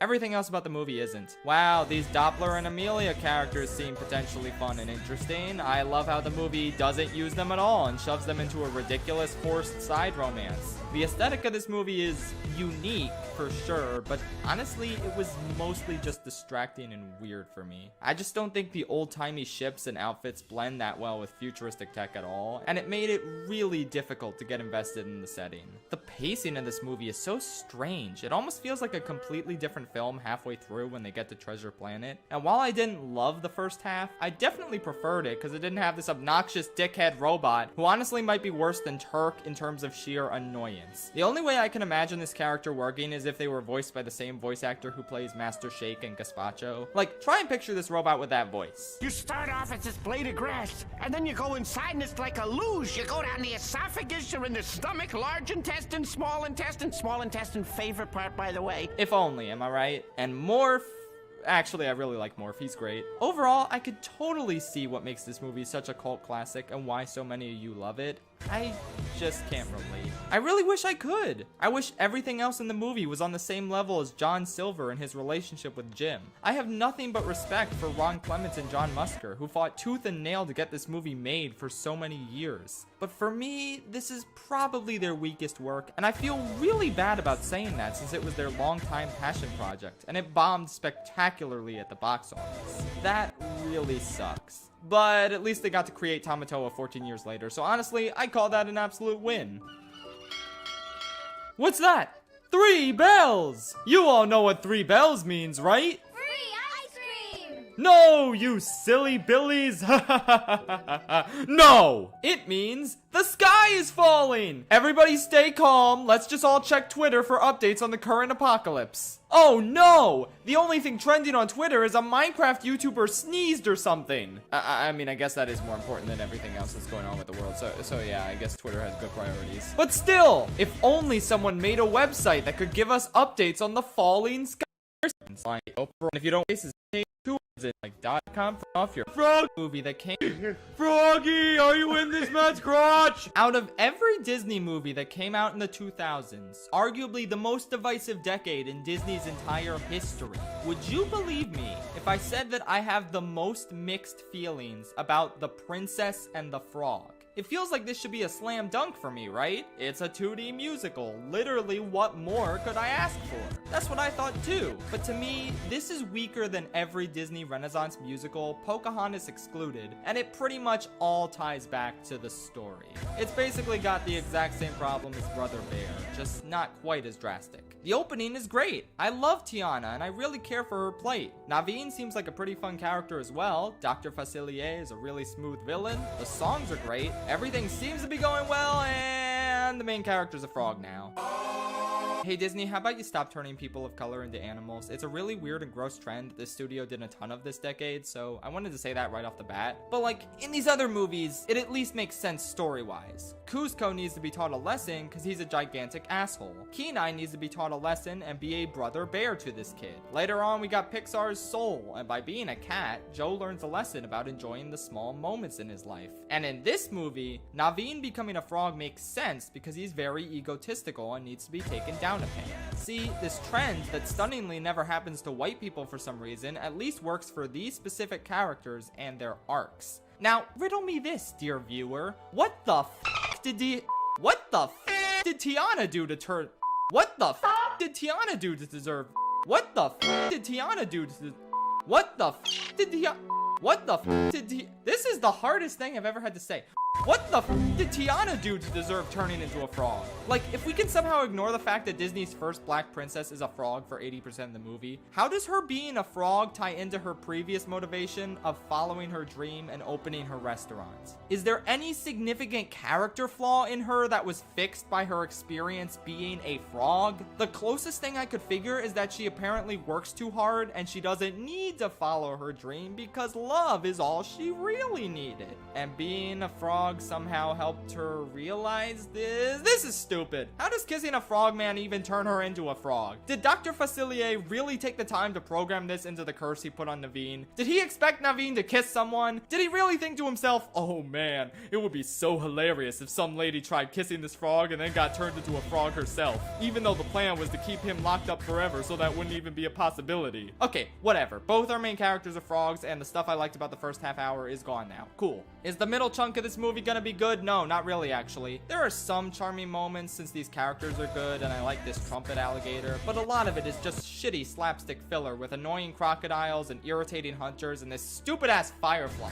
I don't like him. When the villain steps on him later in the movie, I actually laughed. It was hilarious. And the third act was decent enough despite all the convoluted plot points being thrown in all different directions. So yeah, the story of this film kind of sucks, honestly. This movie is absolutely carried by its songs and its characters, and even then, both of those are kind of a mixed bag. The highs are high. Friends on the Other Side is awesome. Almost There looks really cool. It makes me wish Disney would do unique 2D styles for their musical numbers in their 3D movies. I mean, why not? And actually, I really love Dig a Little Deeper. It's one of the most underrated Disney songs ever. Give it a listen, because it's a bop. Down in New Orleans Reprise is great. The original is okay. The Human Again knockoff song is alright. Better than Human Again anyway. The Firefly songs are lame, and I legit forgot the Going Down the Bayou song existed. As for the characters, Tiana, Naveen, Facilier, Lewis, and Mama Odie are all great. Charlotte and her John Goodman daddy were okay, but as a white person, I legit kind of felt patronized by their existence. Like, Disney didn't think I'd get invested in the story unless there were nice white people in it.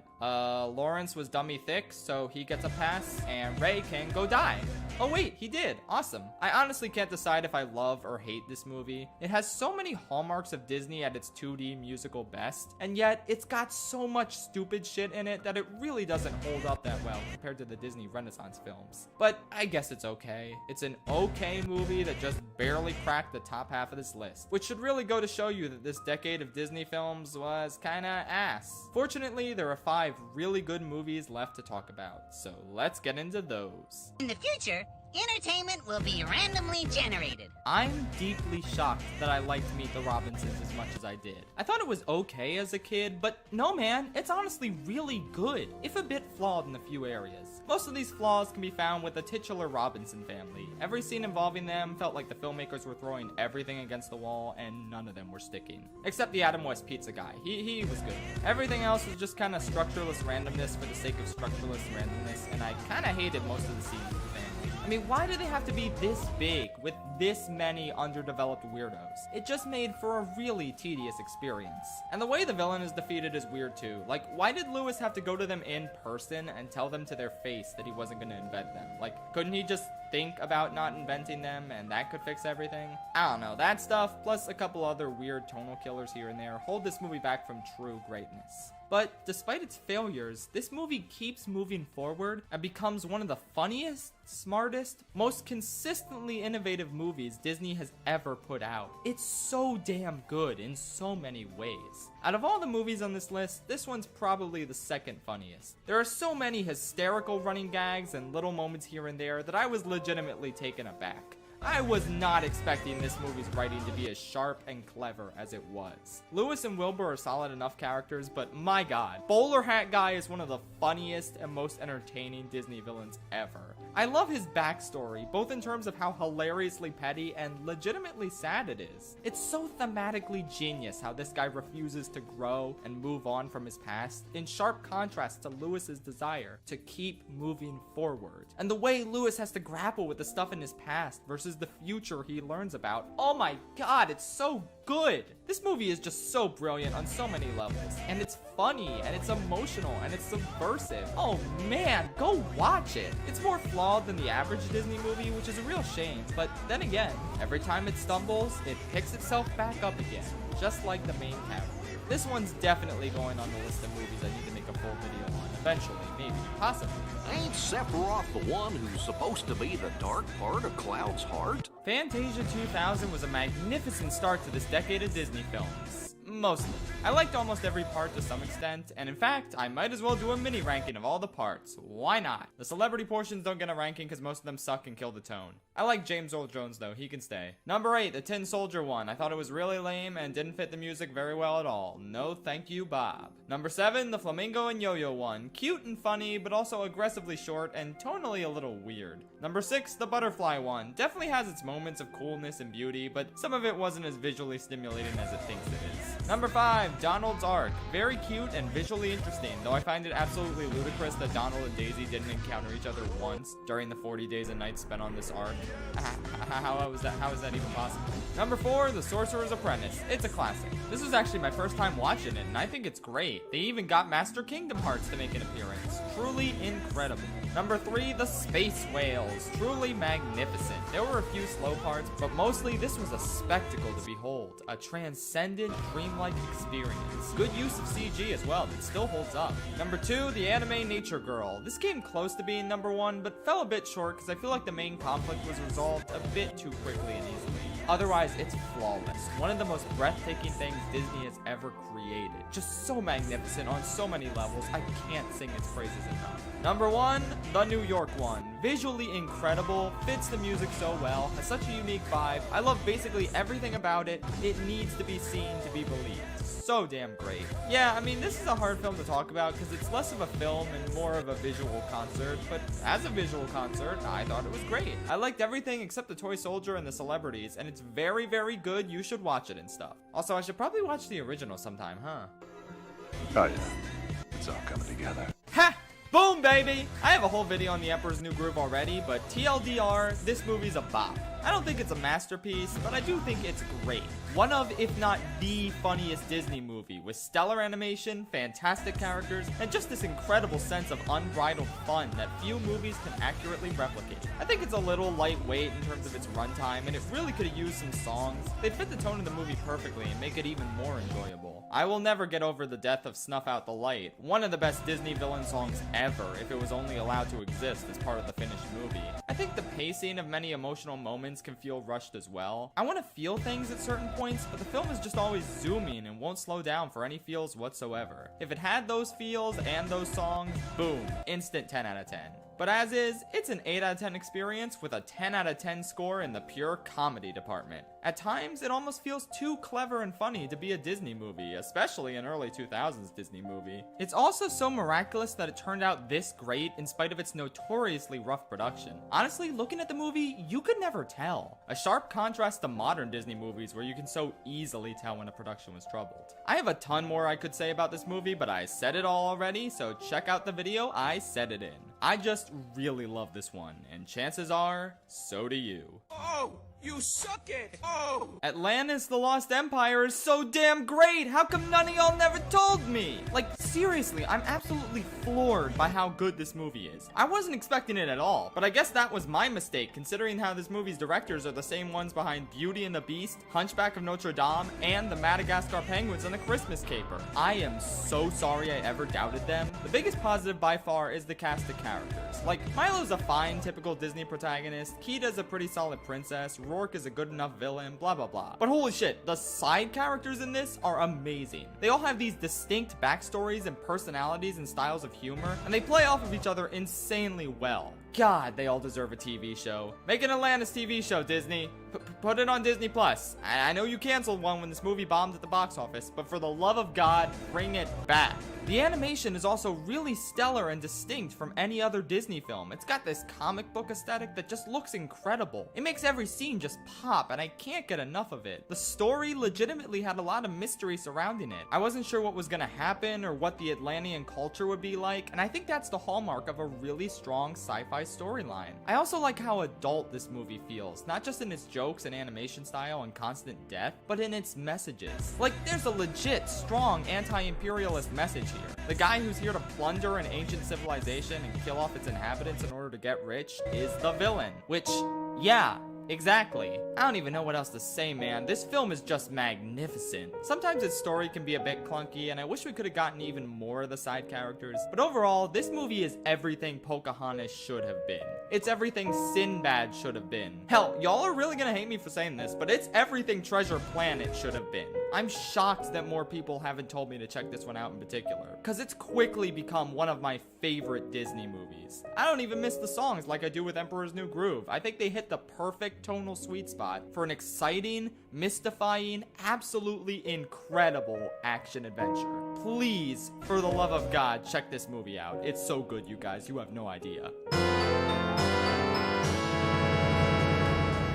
Yeah, this shouldn't come as much of a surprise. Lilo and Stitch is just the best Disney film to come out of the 2000s, and one of my favorite Disney films in general. I didn't actually grow up with it, but man, I wish I did. It's just incredible in every way. It's from the duo who would go on to make How to Train Your Dragon for DreamWorks, and by God, they've just cracked the code on how to make perfectly paced movies about an unlikely friendship between a quirky loner and a seemingly vicious creature who turns out to be good deep down. The bond between Stitch and Lilo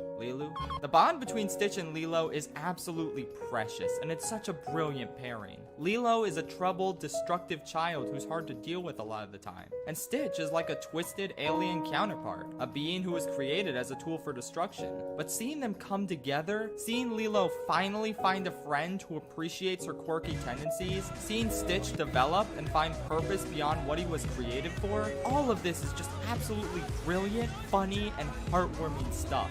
If that was all this movie was, it would already be pretty great. But of course, it doesn't stop there. This movie also gives us this heartbreaking story about a broken family that's portrayed so uncomfortably realistically. They bicker and fight just like any sisters, but they're both having trouble adjusting to the fact that Nani basically has to be Lilo's parent now. It's not a relationship either of them want, but they have to adjust to it so Lilo doesn't get taken away. The conflict in this movie is so tense because it's so realistic, and it's not the sort of thing you ever see depicted in Disney movies. And that Aloha Oi scene is just so devastating in so many ways. Oh my god, it's just one of the best scenes Disney has ever made. I really only have good things to say about this movie. It's funny, it's heartwarming, it has amazing watercolor art direction, the characters are all likable, and nearly all of them have great arcs over the course of the story. I'd be lying if I said the human stuff wasn't better than the alien stuff, but I think the fact that they blend together as well as they do is a testament to how expertly constructed this movie is. This is one of my favorite Disney movies and easily their best film to come out in the 2000s. This was certainly one of Disney's rockiest decades ever, but I think it all came together in the end thanks in no small part to fantastic films like this.